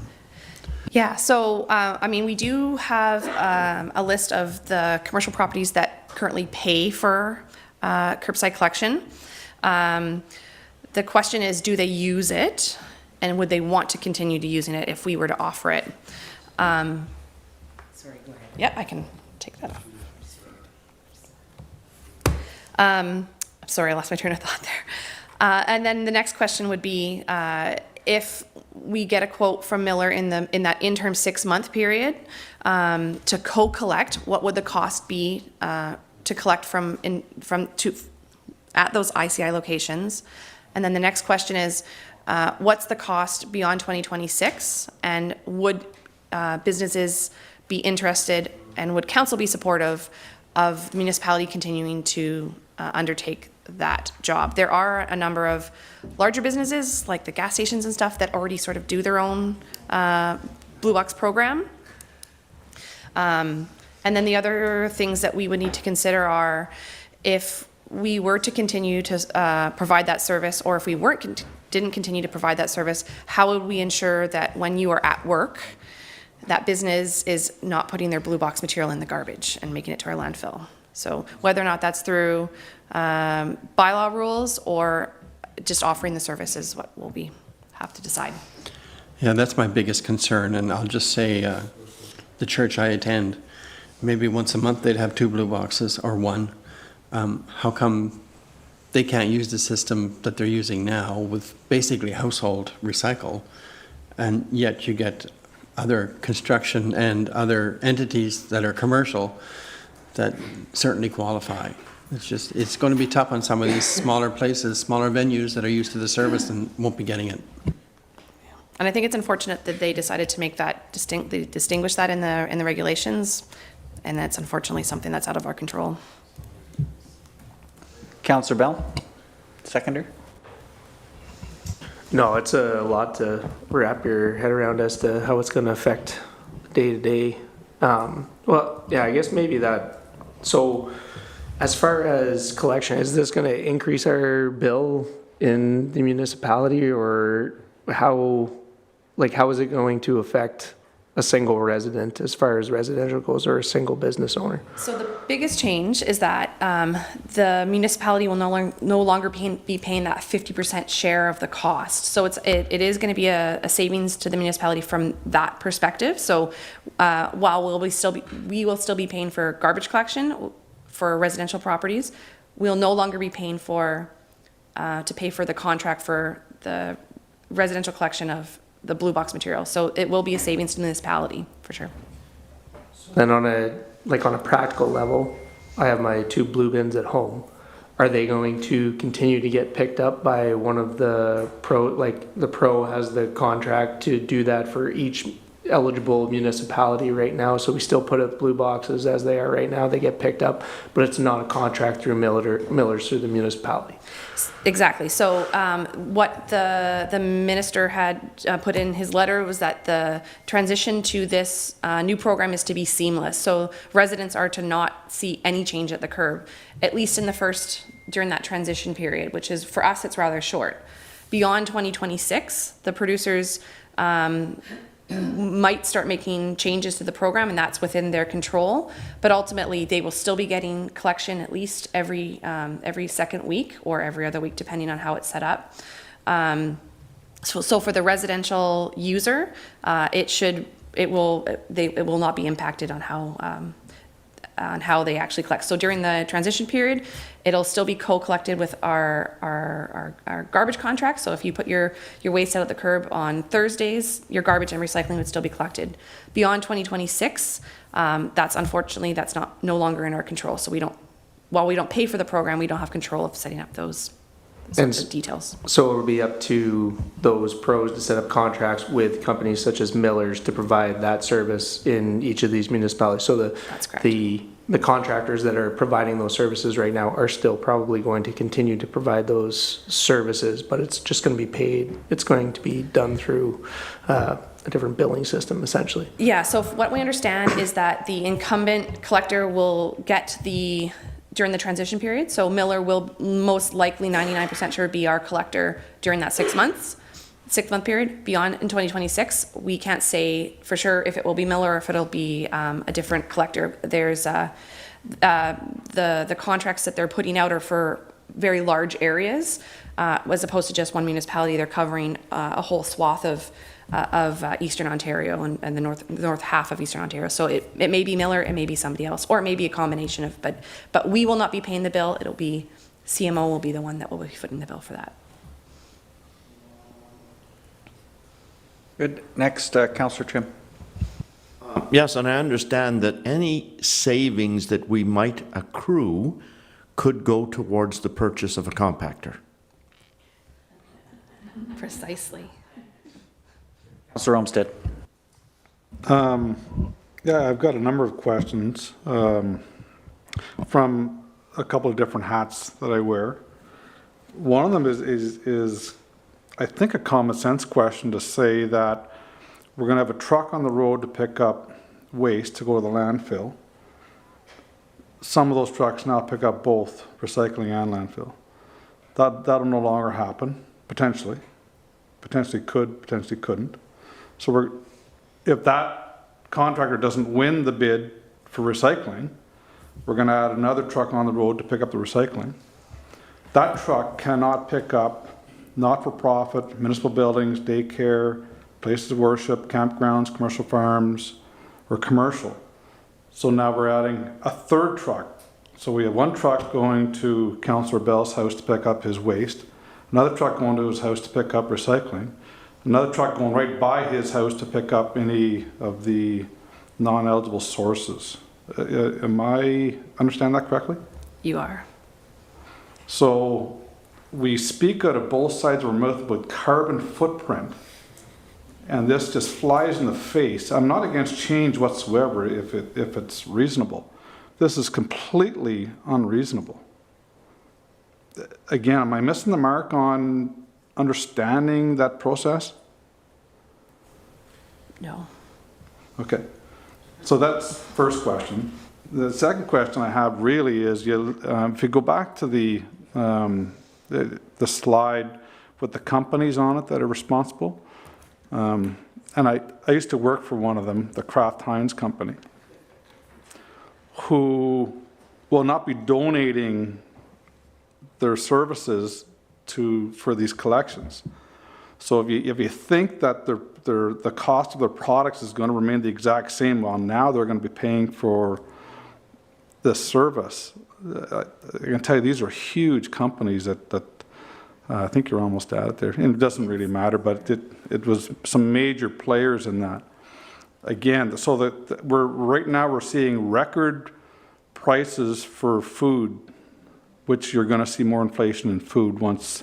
I know we're there now with some of the municipalities, but you're going to see Coca-Cola, Loblaws, McDonald's. You're going to see inflation across the board on all those. There's no way they're just going to eat that into their profits. These are all on the stock market, and you guaranteed that they're going to uphold to shareholders, unless I'm mistaken again.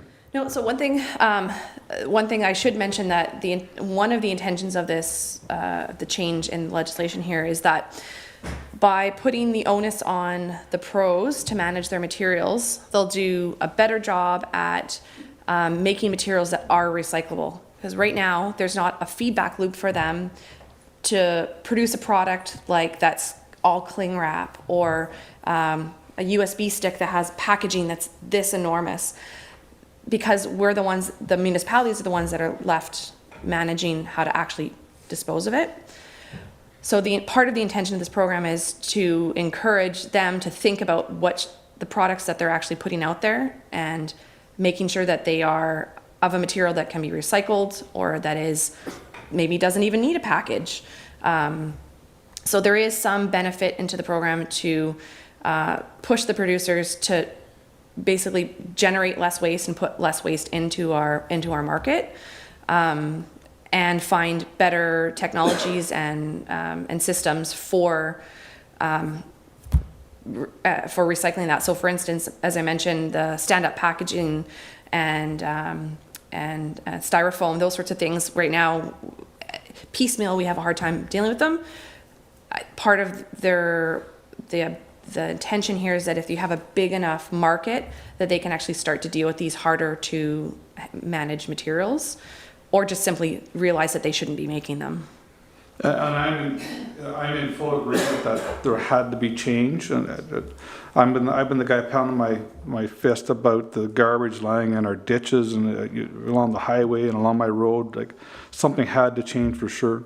So I'll just end it by saying, hopefully there's learnings from some of the other municipalities that have gone through this already.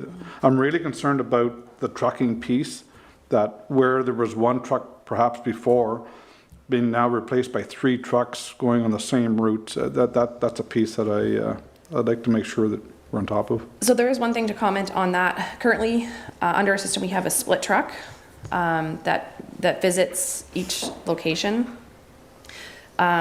Seemingly, if it was just a truck devoted to waste, that one truck may only need to operate 2 days a week to collect from all of those properties, because you could fill 100% with waste. And same with the recycling trucks, they would be able to fill 100% with recycling and go to their designated facilities. So there potentially is some opportunity for there to be optimization on routes and that sort of thing, when you're only collecting waste and you're only collecting blue box material and only going to a MRF as opposed to going to a landfill and then to a MRF after. So that hopefully is one aspect from the trucking perspective that it won't completely offset it, I don't think, but it won't be as much as tripling the number of vehicles on. And so last question on that is how are we handling the ICI or the non-eligible sources? Are they on their own to are churches on their own to figure out how they're going to handle recycling? So that's exactly what I'll be coming forward to council with in the coming weeks, once we have some firm numbers on the number of ICI stops. And Miller is intending to provide us with, at least during that transition period and potentially beyond, what those costs would be, and we would bring it forward to council for you to consider if that is if that's a service that we want to continue to offer. It'll seemingly be at a higher price point, because it won't be you won't have that economy of scale anymore as tacked on with the 3,500 other residential And if stops. not, we have 100 more visits to our landfill. These people are bringing recycling to the landfill then, right? Thank you. Any other questions? Good, I got 3. Comments, questions, because you're going to come back to us with some information, so just to take it away and see whether or not it's applicable. The first thing that popped into my mind is, how do I host an MRF and get them to pay us taxes on a site? Is there an opportunity for us to bid, especially being very central in Renfrew County? And I know Ottawa Waste Recovery is probably looking at it, but maybe we might, at the end of a potentially 4-lane highway, maybe we could be considered for that. Is there a possibility for us to look for opportunities like that? So my understanding is that the tendering process for them to select the MRFs is happening right now, and most of the MRFs have already been selected and assigned. Okay. And they would be likely looking at existing facilities. So for instance, Ottawa Valley Waste Recovery Centre, the Mterra facility in Renfrew, those are the 2 main ones in our area. And we don't currently own that. Not a building, but we have some potentially great sites. And in the future, privately, that might be an option. But so municipalities were given the opportunity to provide that service during that transition period with first come, first serve. Beyond that, it's a fully marketed It's perfect. I just want, maybe we have just the right location for that market interest. So anyway, keep in the back of the mind, especially if we have these businesses that are looking to collect something close to the highway, gather it, store it, make most efficient use of transportation, and then pay us taxes. The second thing is, I echo Councillor Olmsted's concern about the roads. The more trucks go on the roads, the worse the roads get. We pay for the roads. So it is in our interest to make sure that they are doing it the most efficient way possible. And there has to be ways that we can influence this as it rolls out. So again, just something to keep in the back of your mind. There is an impact to the taxpayer if it's not done efficiently. The last one is just when it comes to the, and I can't remember the titles we used, but the organizations, the community organizations that aren't going to get this service in the future, the categories that come to mind that I question is like the mixed commercial. And I know you showed a diagram and it's beautiful, the apartments up on top, and that's not the way it works here. I'm sure the driver right now doesn't know if he's stopping in front of a business, or he does, or there's a house attached to it. Like, there's a bunch of different circumstances. You're splitting hairs in some cases. It'll be interesting to see how you come up with that category. The next one is just those small not-for-profits, the churches, you know, having all these guys try to organize their own thing. Could we do little depots? Like I noticed on the one slide, they will offer our population between 6 and 38 depot sites. Now, it probably doesn't apply for what they're saying for, but examples like that, can we think outside the box? Again, to keep them from visiting the landfill every day, or just avoiding the landfill and putting them in the garbage bag, which gets picked up regardless. And then, of course, your large companies. I can name one, but you know, those ones, I don't know how we would ever service them competitively, because I mean, they're entrepreneurs and they're going to find the cheapest way to do it in the end anyway. So I'm less worried about the entrepreneurs, more concerned about municipal sites, not-for-profits, small businesses, mixed-use, commercial. How do we help that move forward? Does that trigger any other comments from members of council? Yeah, okay. I'm going to start with Councillor Olmsted and then Councillor Trim. Yeah, and not to be negative on it, I don't want to sound like I'm negative on it, because changes had to happen for sure. But I do have concerns that it's done the right way. And the one comment you made that triggered was entrepreneurs are usually fairly, I don't know what the right word for it is. I want to ensure that recycling doesn't end up in the landfill, and there's a huge potential. We're buying an $800,000 compactor to extend the life of our landfill, and on the other hand, we have a huge speed bump here that could severely impact that. And it only takes one or two businesses account for 30, 40, 50 households of recycling potentially. If you're talking cardboard or whatever, all it would take is one or two of those businesses to say, the heck with this, and we have a big impact to our landfill. Thank you. So you're saying increase the tipping costs? No, okay, sorry. I take that joke back. Councillor Trim. Yes, and I think maybe Deanna alluded to it, but I'm just wondering, again, with the example of all the trucks traveling on our roads, once we know who's got the contract to pick up from eligible, I'm wondering, we could negotiate with that contractor to pick up the not eligible, and whatever the cost that would be. Now, it wouldn't be, I don't think they would consider it just coming to do, it's part of picking up, that they, so I'm hoping that we investigate that. I'm still thinking it might only still be one truck, because that's a possibility. That's just as much a possibility as 3 trucks. So I'm hoping that happens. And if this works, it could be like the success story of tires, where we had places in Ontario where there were piles of millions of tires and some of them on fire. And so that has stopped, and maybe this will go in the same direction. So I'm anxious to hear what you're bringing to us next and the decisions we have to make. Thanks, Mr. Mayor. Any other final comments? I'll call for a vote. All those in favor? And it's carried. Thank you, Superintendent Nicholson. You have some work cut out for you. Excellent. We will take a much-needed bio break, take 8 minutes, and we'll get back on track after that.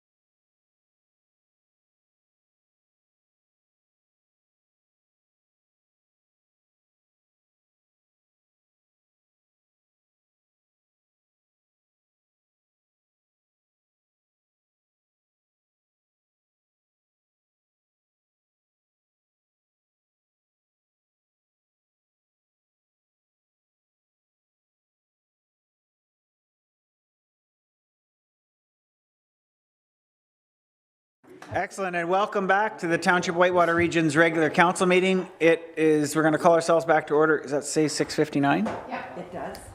6:59.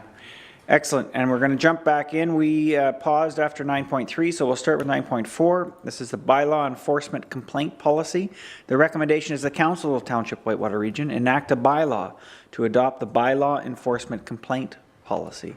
A mover and a seconder, please. Sure, moved by Councillor Trim, seconded by Councillor Tabbert. And this is going to the clerk. Early last year, a notice of motion was given to direct staff to prepare a report to examine the process of reviewing complaints and clarifying the procedures for compliance and penalties.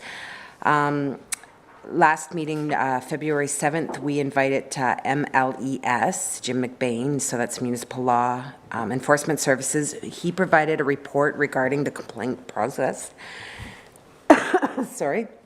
After hearing from him, staff thought it was efficient that we put together a bylaw enforcement policy. The bylaw enforcement policy is attached to this report, and we believe it will provide guidance to staff, elected officials, and the general public regarding how bylaw enforcement policies and practices will be addressed.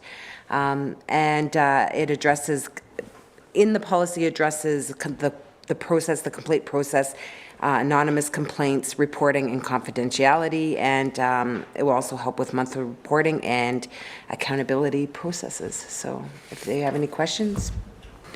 Perfect, thank you, clerk. We'll move on to our mover, Councillor Trim. Any questions for the clerk? No, and Councillor Tabbert, yes? I just have one, and I know I've discussed it. I'm trying to get this in my head here, but on 1.3, or anywhere in the report, it doesn't say that it's according to or under the direction of the provincial act. So I still am concerned that they can or cannot go on property without permission. Clerk, if you can you respond?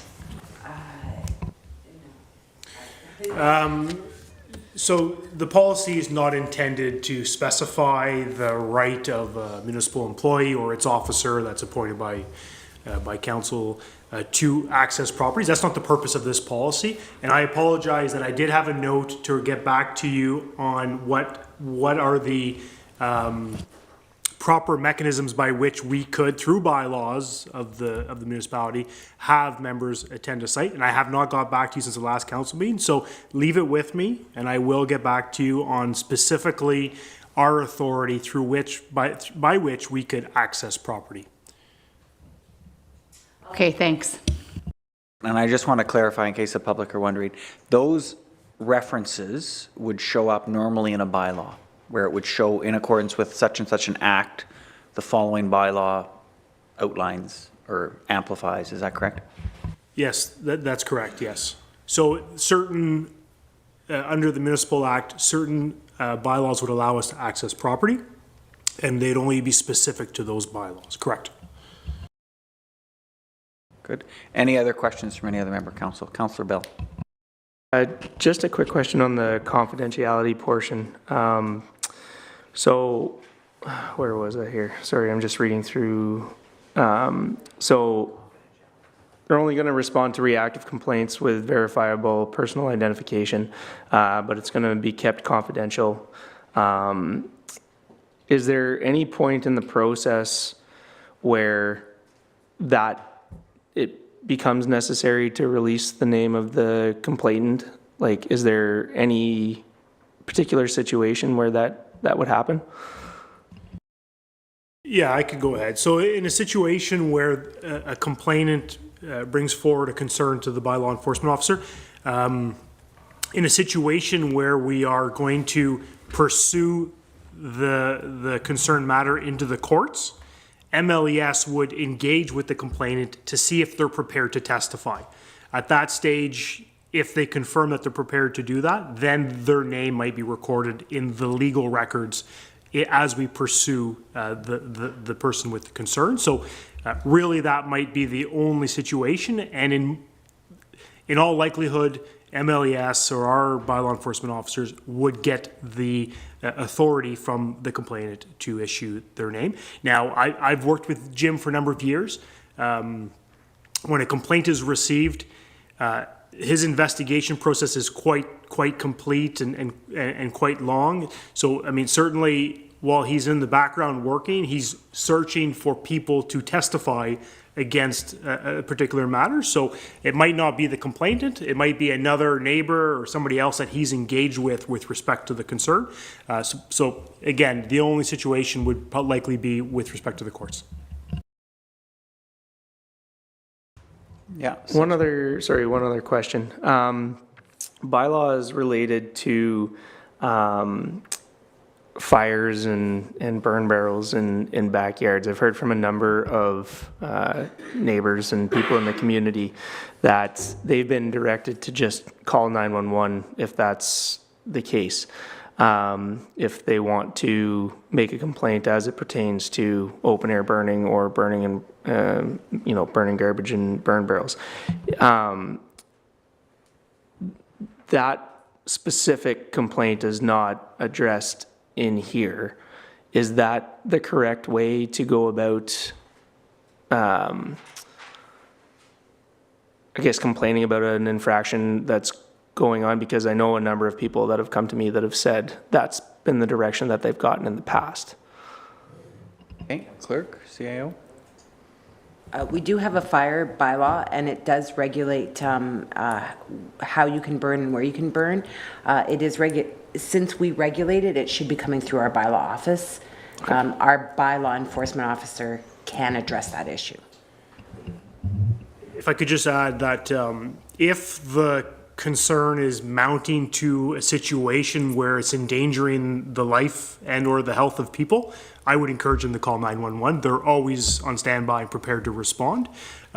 If it's something that's occurring and they just want to raise the concern, they can call MLES.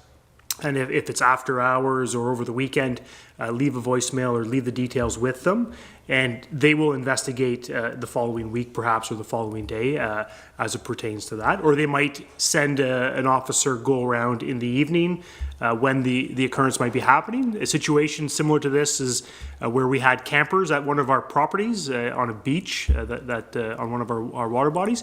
We had asked MLES to visit the site in the evenings on Fridays to make sure that there were no campers, and they did that. So they could work after hours, subject to certain complaints. Thanks. And Councillor Trim.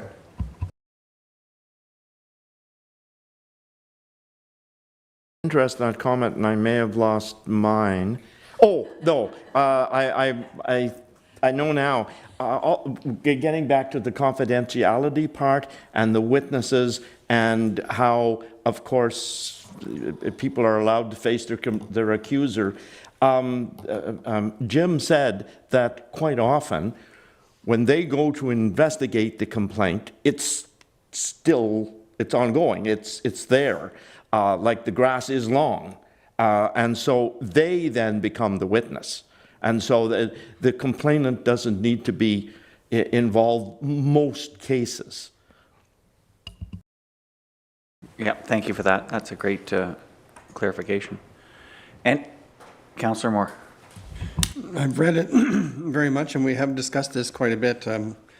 1.4, freedom of information. If two neighbors are dickering back and forth about a barking dog, can the one who's being complained upon actually, under freedom of information, find out who is the complainant? You can't. It's confidential. No, it's not possible. We probably. I can't say for certainly, but we cannot. We won't give out that information. Okay, thank you. And that's a great question. Yes, Councillor Olmsted. I could tell you're thinking. As part of the process, I'm just on the Whitewater Region website now. Can we dig into cleaning up the ways to file a complaint? And the reason I say that is, so I'm on here, I would like to report, et cetera, and then you go into categories, and every category in the township is in there. They get healthcare, you get parks and rec, you get public works, you get healthcare. So it's not really, you wouldn't select some of those categories to file a complaint to drive this process, right? So maybe that's an area we can work on next, is let's clean up our website. It was very easy to get to the reporting period, and I understand there was, that reporting mechanism is in there for other things like how to report a water main break and stuff like that. So I understand that, but if we can kind of clean up how we receive, or how a resident goes in and files a report or a complaint, I think that would be a natural next step. Thank you. Perfect. I think staff is in concurrence, so thank you for that. Thank you. Any other comments or questions on this? Excellent, good. And I'm glad to see, we started with the presentation last week. It's culminated with this. The transition has been very good, and I appreciate that. And we're continuing to make up ground, so this is perfect. Call for, Councillor Bell. I just hopped onto the file or the form here online, and maybe that's one concern that I've heard a number of times is just the confidentiality piece.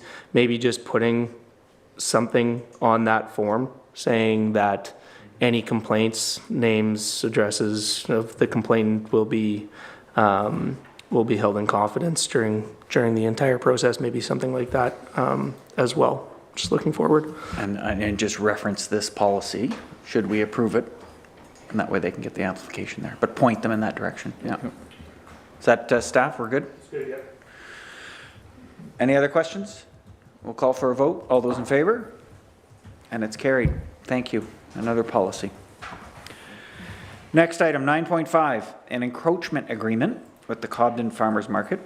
Recommendation that the Council of Township Whitewater Region enact a bylaw to authorize the mayor and clerk to execute an encroachment agreement with the Cobden Farmers Market to permit the continued use of the property located at 1 Astrolabe Road for a billboard. A mover and a seconder, please. Councillor Olmsted, Councillor Moore. And who is presenting? I am again, sorry. Olmsted and Moore. Yeah. Thank you.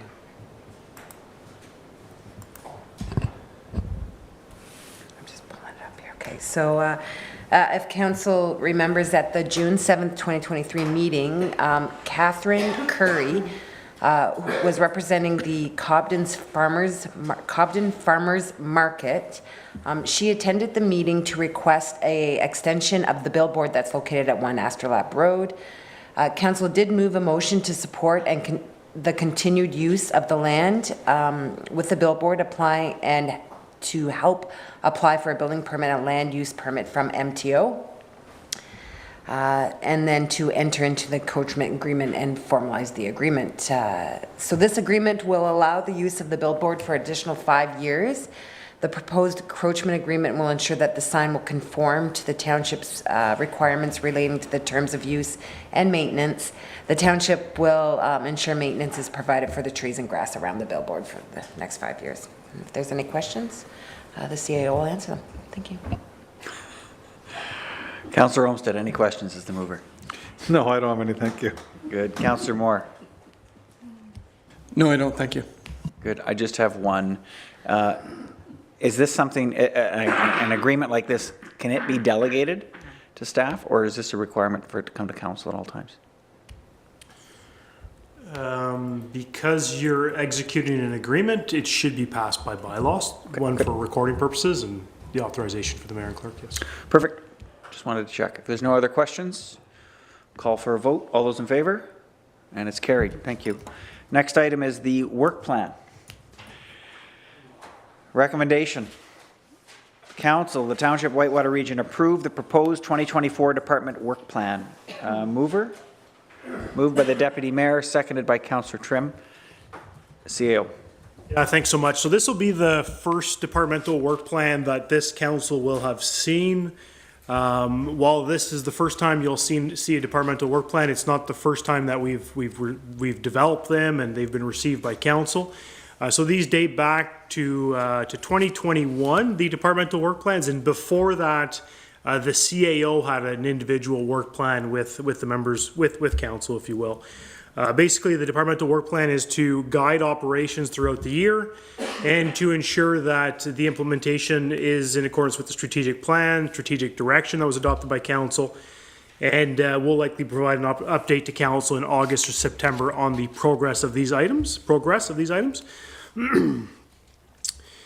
In the present departmental work plan, there's a total of 29 strategies, and they outline the activities, resources, and timings for each item.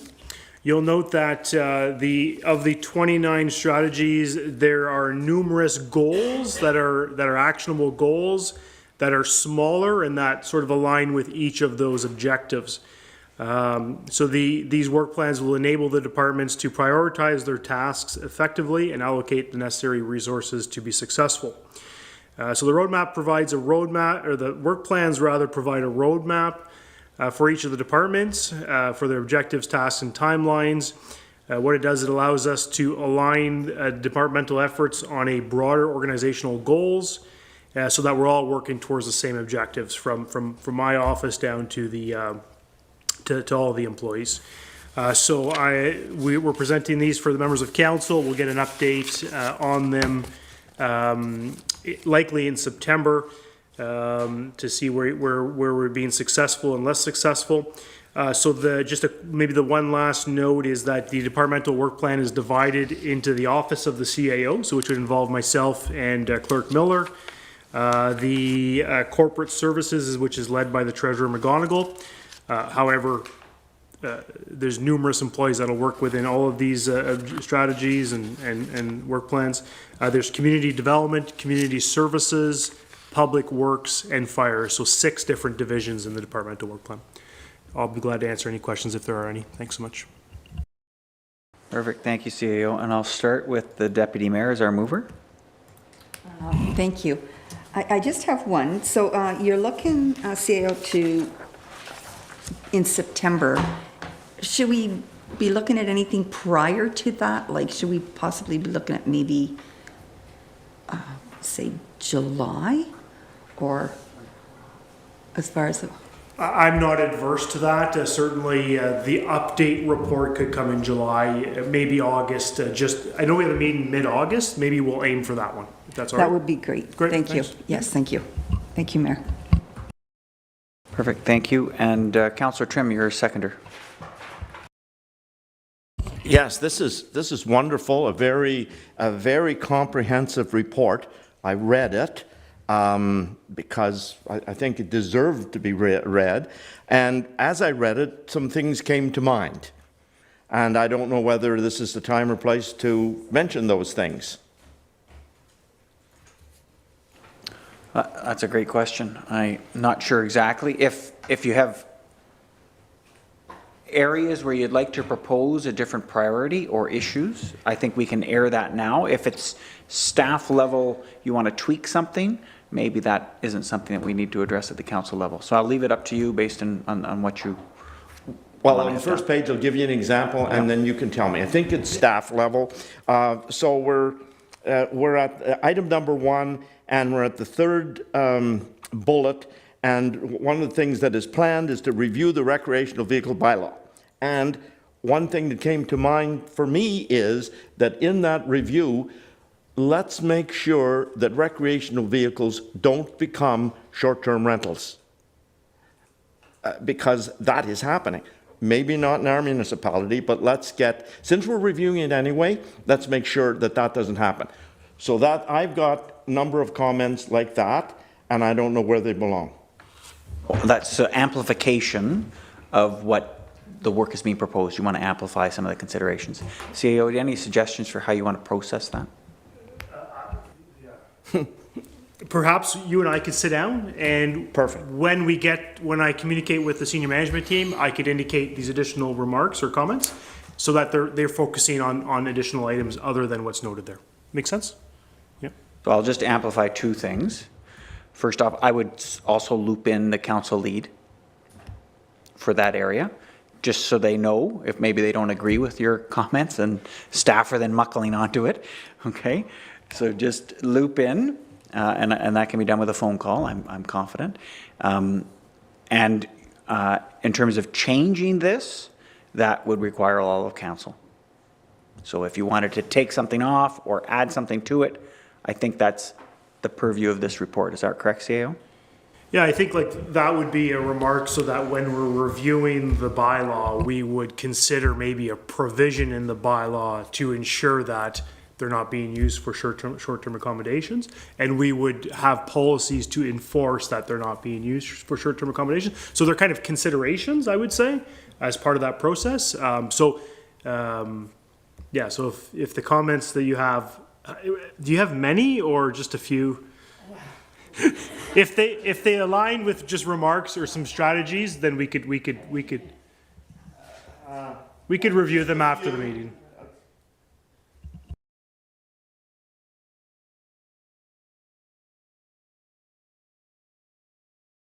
Thought the intent was for each of us to read it, and I really appreciate it. It's well done. But then certain things occurred to me, like that, and so I have those, and now you've made it really complicated that I have to, like all the council's here right now. So why do I have to phone everybody? you know. Anyway, I'm sorry. I maybe shouldn't have read it. No, what we can do, there's no need for us to approve this tonight, correct? Well, you're receiving it, so you're not necessarily approving it. You're receiving it, yes. I'm just thinking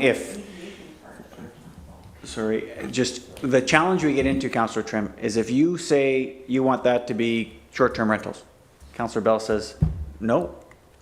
So we could end up debating every single amplification that you might want to propose tonight, which would take us into line-by-line review.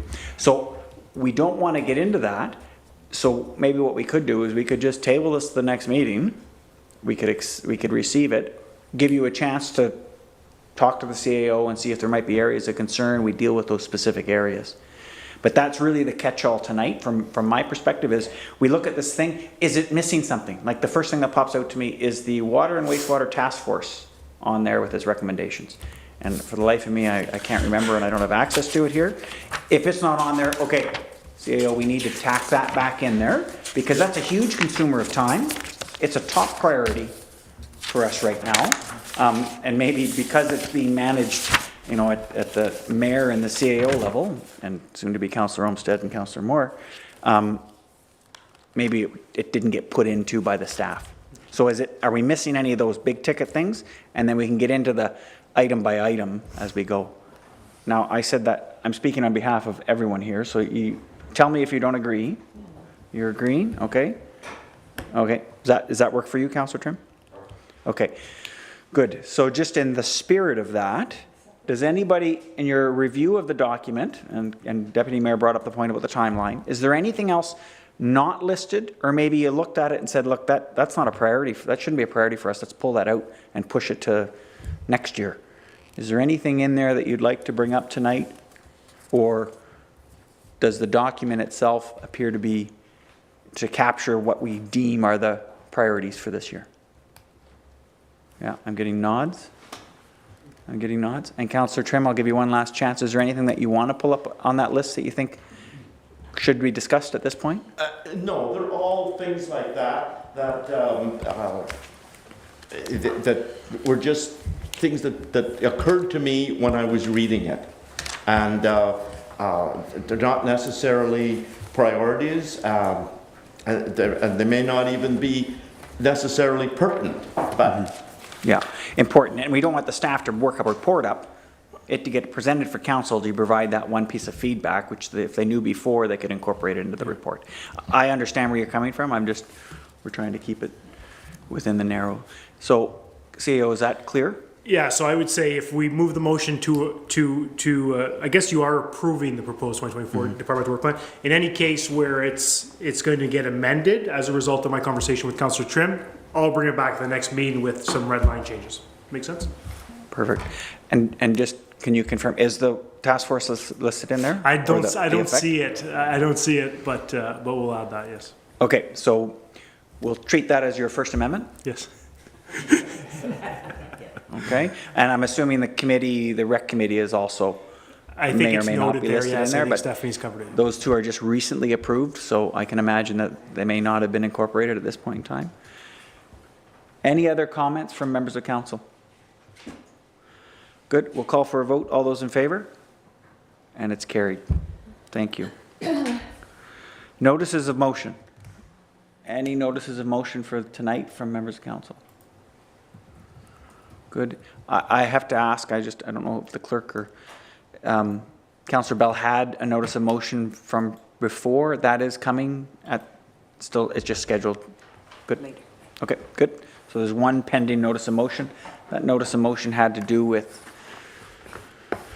I want to say, first aid response by firefighters, something to that effect, to come subsequently from Councillor Bell. So it's just one that's kind of pending. Good, we'll get into correspondence. First item requiring direction, 11A, is a letter from Enbridge. And the resolution is quite long,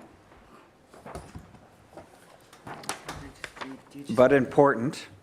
So I'm going to read the now where it be resolved that portion. Okay, so the background, the whereases, I will leave for you to review.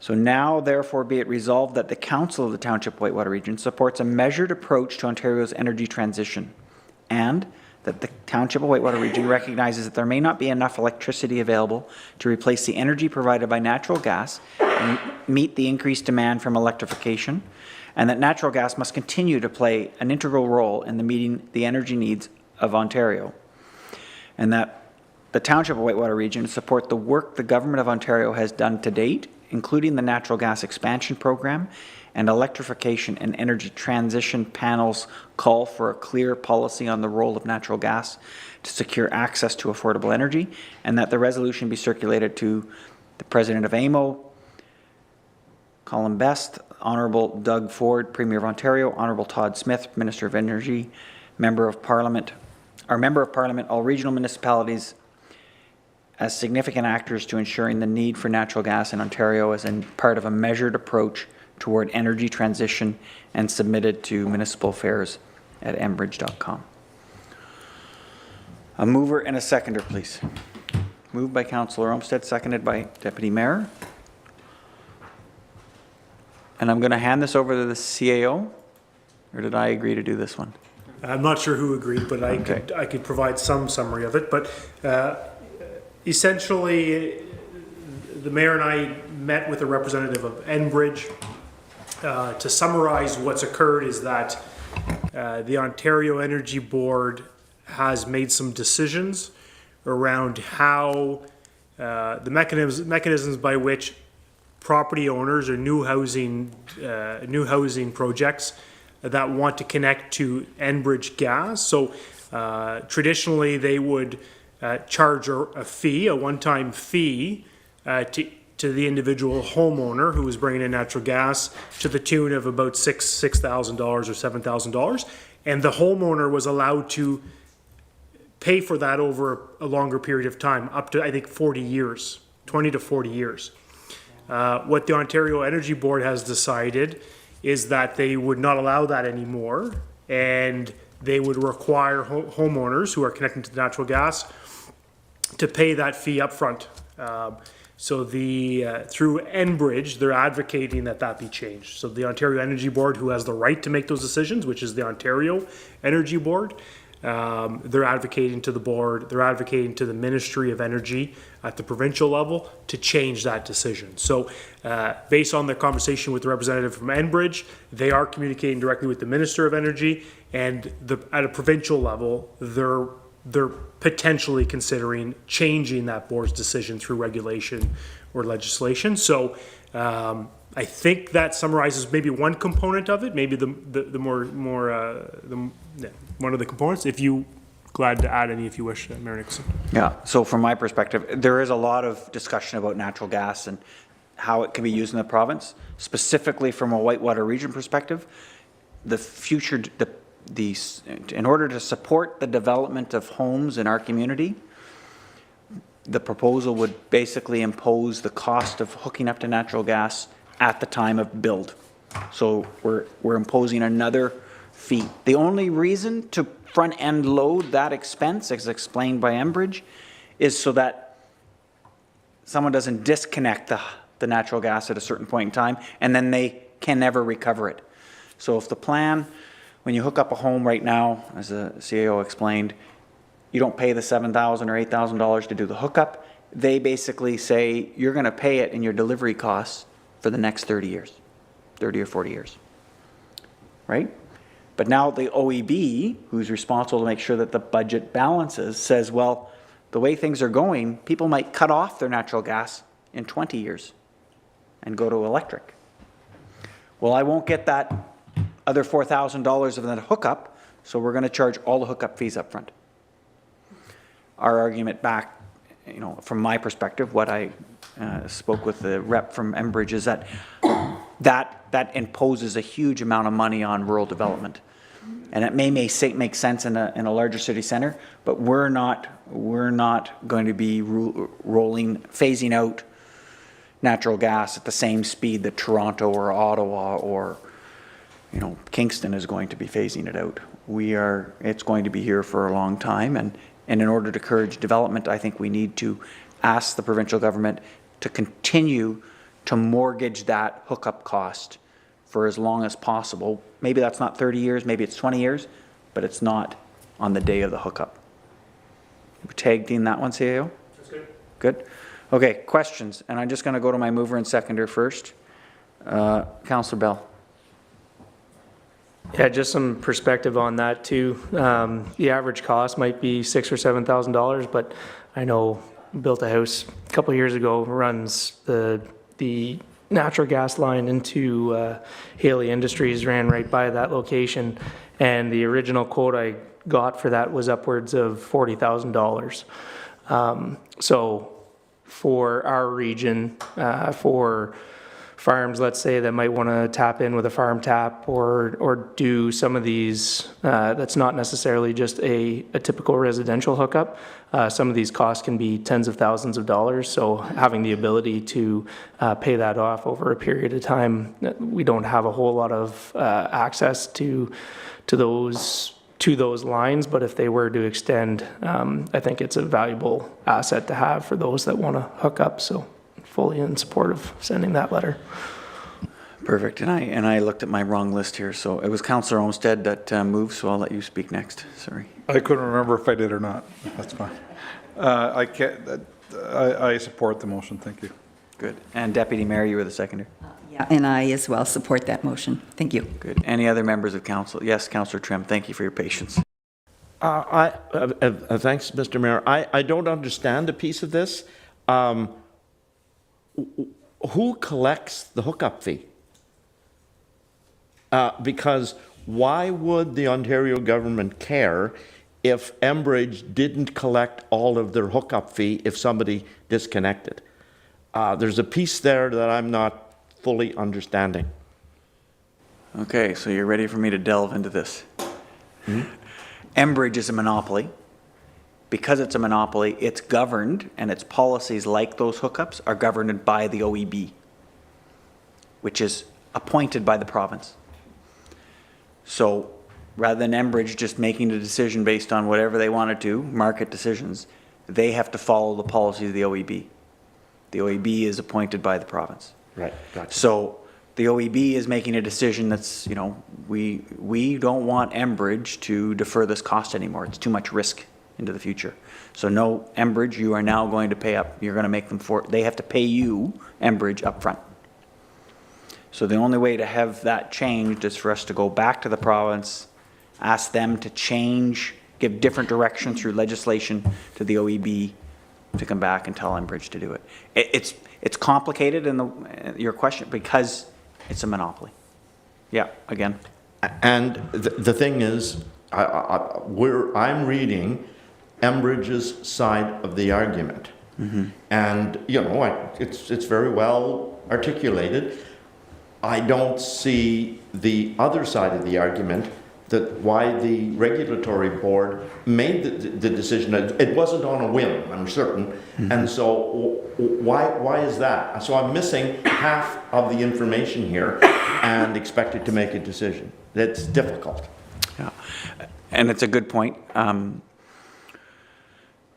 I think that's because OEB, its information is public, and if we wanted access to it, we could have it.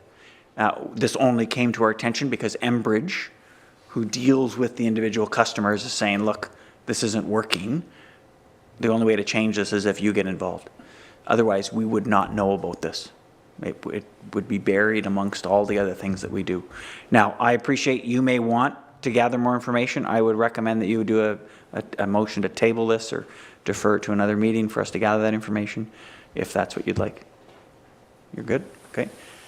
Any other questions or comments from members of council? Good. We'll call for a vote. All those in favor? And it's carried. Thank you. Good. Next on the agenda, which Councillor Bell did move, was the Kingsman Pool item, which we had amended and heard earlier this evening. So we'll move on to the information items. The first one is the County of Renfrew budget. So the media release is enclosed there for your purview. It was, I spoke to it at the last mayor's address on February 7th, simply outlining the major contribution was the $2 million investment in mobile crisis capability across the county. That includes paramedics, crisis workers, and as well as housing and housing supports. So it's a county is using our tax dollars, the money that we collect and provide to county. This is how they're proposing to deal with the homelessness and opioid drug crises that we're currently dealing with. The second item that they approved on their budget was the $54 million in capital investments, essentially the roads and the culverts and the bridges. It adds up very quickly at county. Deputy Mayor knows. 54 million sounds like a big number. It's not. We all fought over which items got dropped off the list and pushed off to next year, but it still is substantial. And again, that's telling you where your tax dollars are going. Good. Good. Next item is the golf tournament. Whole sponsor, a request from the WDRA, and I'll turn it over to the CAO. Yeah, I don't have the particular piece of correspondence in front of me, but essentially the WDRA hosts a golf tournament annually. Traditionally, I think individual members of council would have supported, been whole sponsors. So if a member of council wishes to sponsor the tournament, I would encourage you to communicate with Treasurer McGonigal, as each member of council has a portion of the budget to a small portion to contribute to these types of activities. So if you are considering contributing, please talk to Treasurer McGonigal and he'll issue a check in your name to the WDRA. Thanks. Trim? Yes, this was going to be one of my announcements previous, and so it's something that I know that the council has supported in the past, and I have already contacted the treasurer about my donation, and it is something that is 100%, every single penny goes to the community. There's no administration, there's no, it's all for the community, and they articulate, they list what some of the things are for, and it's a very, I just want to stress, it's a very worthwhile cause. Thank you. Good, thank you. And we'll move on. The next item is the Rural Economic Development Program intake from Ministry of Agricultural, Food and Rural Affairs. CAO? Yeah, thanks so much. So at the Roma conference, Minister Thompson had announced that the RED funding, the Rural Economic Development funding, would come back for 2024. Essentially, the township has been quite successful with the RED funding. Back in 2021, we were successful in obtaining funds to do a business retention and expansion program, which we hired Scott Hamilton at the time to do that. Now, in 2023, we were successful again in partnership with Greater Madawaska, and we're currently undertaking a marketing strategy. So Some of the members of council may have formed part of business forums and/or they would have had one-on-one interviews, but we did have a survey out through the month of January as well. So at this stage, we are still in the marketing strategy. We will be moving into the implementation of one of the strategies that comes out of this document in through the summer. So we're going to be continuing that project for half of the year this year. So at this time, staff, we're not going to submit an application for this funding, which closed in fact today. But this was for correspondence only for the members of council. Thanks so much.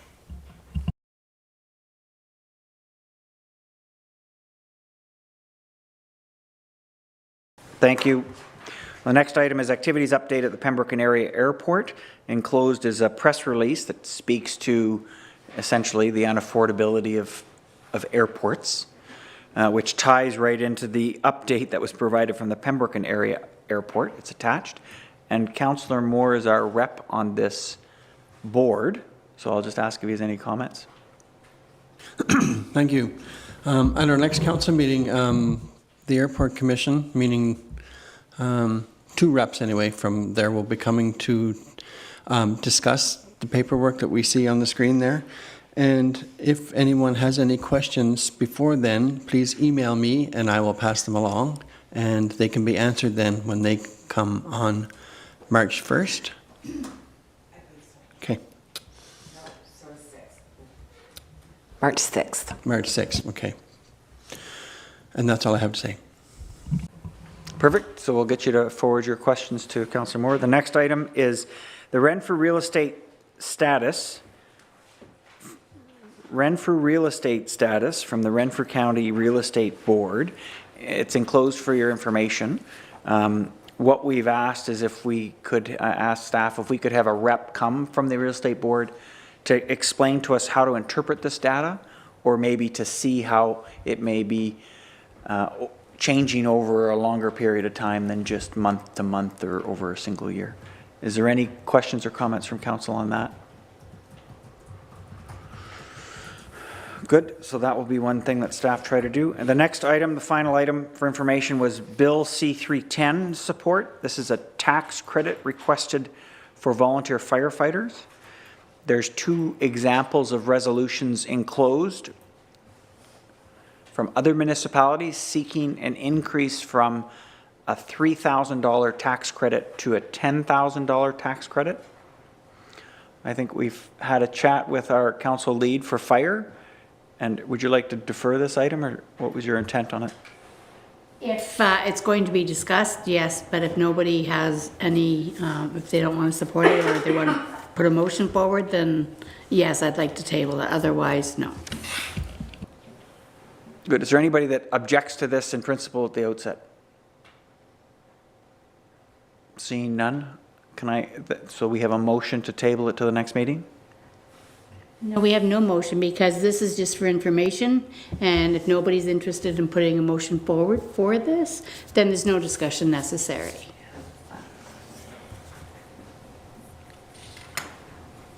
Sorry, I'm thinking my mind. Good? Yeah, I spoke to the clerk about it.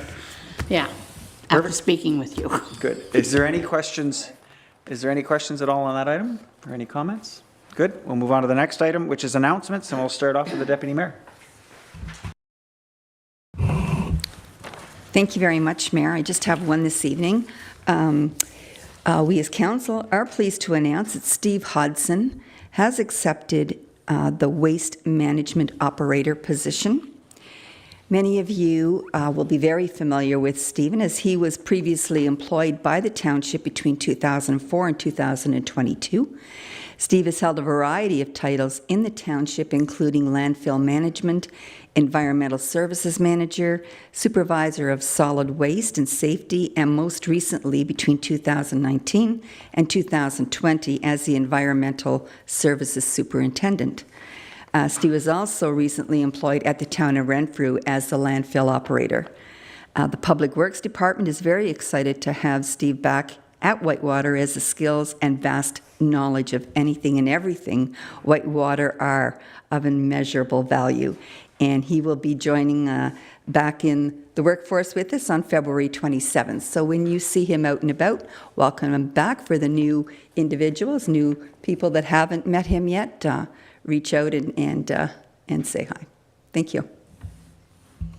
Thank you, Deputy Mayor. And Councillor Bell. One of the meetings that I attended over the last month was the Historical Society AGM, so there was a turnover in some of the positions there. They're always looking for more volunteers and people to come in and give a hand with some of the events that they're putting on. They have a few planned for this year. I don't have the dates in front of me, so I won't try to venture a guess, but if there's any interest in joining the Historical Society, they're always looking for new members. But and then the other one, there was I think the Forsters Falls, although I didn't get to attend, the Forsters Falls Winter Carnival was on this weekend. I think it was very well attended for both the lunch and the breakfast. One of my sons was out on the ice for a few hours. They ended up getting the outdoor rink going for the afternoon. So I think everybody enjoyed their time there. But other than that, that's it. Excellent, thank you. And Clerk just noted that we've run out of time, so I need a motion to extend for just a few more minutes to finish off this agenda. Thank you, Councillor Trim. Councillor Tabbert. All those in favor? Carried. Excellent. Next item, next person is Councillor Tabbert. Yes, there's a firefighter recognition at the Ag Hall on the 24th on this Saturday to recognize some of our many firefighters who have accomplished much. And 4 o'clock. Oh yes, 4 p.m. Yes, and there's a spaghetti supper at Beachburg School on Thursday, February 29th at 4:30 p.m. And I know and I'm hoping Councillor Joey Trim will help me with this, but I know that the Westmeath Winter Carnival is March 1st and 2nd or 2nd and 3rd? 2nd and 3rd. It is, okay. Yeah, there's buttons to be purchased and prizes to be won. That's all I have. Thank you. Councillor Olmsted? Yeah, I have not. Thank you. Good. Councillor Moore? Yes, thank you. I had the spaghetti supper on my list. There's going to be a crokinole party March 1st at St. Andrews in Beachburg at 6:45 if you're interested. And there's also a trivia night in Cobden on Saturday night at the Ag Hall. And that's all I have. Thank you. Councillor Trim? Thank you, Mr. Mayor. This announcement is for seniors. There's going to be a St. Patrick's Day celebration at the Haley United Church on March the 14th. And this is being sponsored by the Seniors Active Living Group. And there's going to be free food, free music, and by Gillen Roots. So it should be great. So make sure that you look for this poster, and any seniors you know, make sure that they are able to get to this. Thanks, Mr. Mayor. No, Councillor Tabbert. Sorry, the Madawaska, what is it called? What is that committee we're on? Yes, the Muskrat Watershed Council is looking for volunteers to help with beaver baffles. And if you're interested in getting a turtle box, a wood duck box, or a bat house on your property, you can contact us. And the other one I have is they're also looking for farmers who would like some plantings put on, or seedlings put onto their property in the fall. Thank you. Maybe we can have that also put in the current website, social media, if... I'll get them more. Thank you. Good. Excellent. I just have one thing that I'll bring up. We received, council received, or the township received a thank you notice from the Cobden District Public School. We thank you for your thoughtful and generous donation towards a new play structure for our school. That was part of our partnership grant program that was done in the fall. And they just wrote a note to say thank you so much for investing in our school, so public school. And CAO. Just maybe one quick thing to note is that the short-term accommodation project that's currently underway, we're in the public consultation phase. The online survey ends tomorrow, February 22nd. We've received over 100 respondents so far, so hoping we could increase that number. February 29th, which would be next Wednesday, we are hosting an open house session at the Westmeath Recreation Center from 3 p.m. till 6:30 p.m. And then a second session, an open house session, March 7th, which will be here at the municipal hall downstairs, again from 3 till 6:30 p.m. So hoping that we can get members of the public out to get their feedback. We did hear lots from them during the zoning bylaw review, but looking to reiterate that feedback. So the clerk and our planner and likely myself will be present for the open house sessions. And we invite members of council to attend as well. Thanks so much. Good. Just to clarify the date, yes, you said February 29th, which is a Thursday. So it is Thursday, February 29th. Perfect. Okay, good. So Thursday, February 29th, March 7th. Excellent. Thank you. Final call? Nothing? Next is our bylaws. Yes. Yes, Councillor Trim. It was just a brief follow-up to say that Clerk Miller and I attended today a session at the county with neighboring municipalities discussing short-term accommodation and where each municipality is in their process. And it was a very good exchange of ideas. County staff were present also, and so it was good information. Thank you, Mr. Mayor. Excellent, thank you.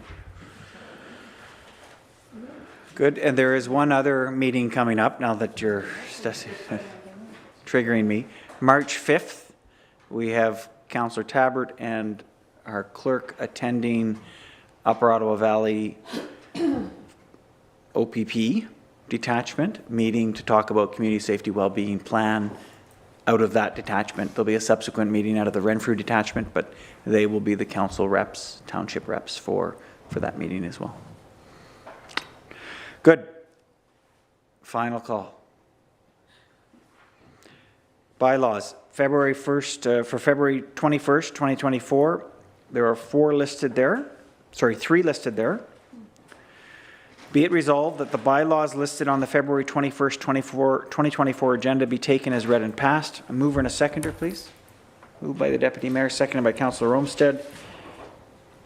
Any final comments on any of those 3 bylaws? Seeing none, we'll call for a vote. All those in favor? It's carried. There is no closed session tonight, and we are adjourned at 7:52 p.m.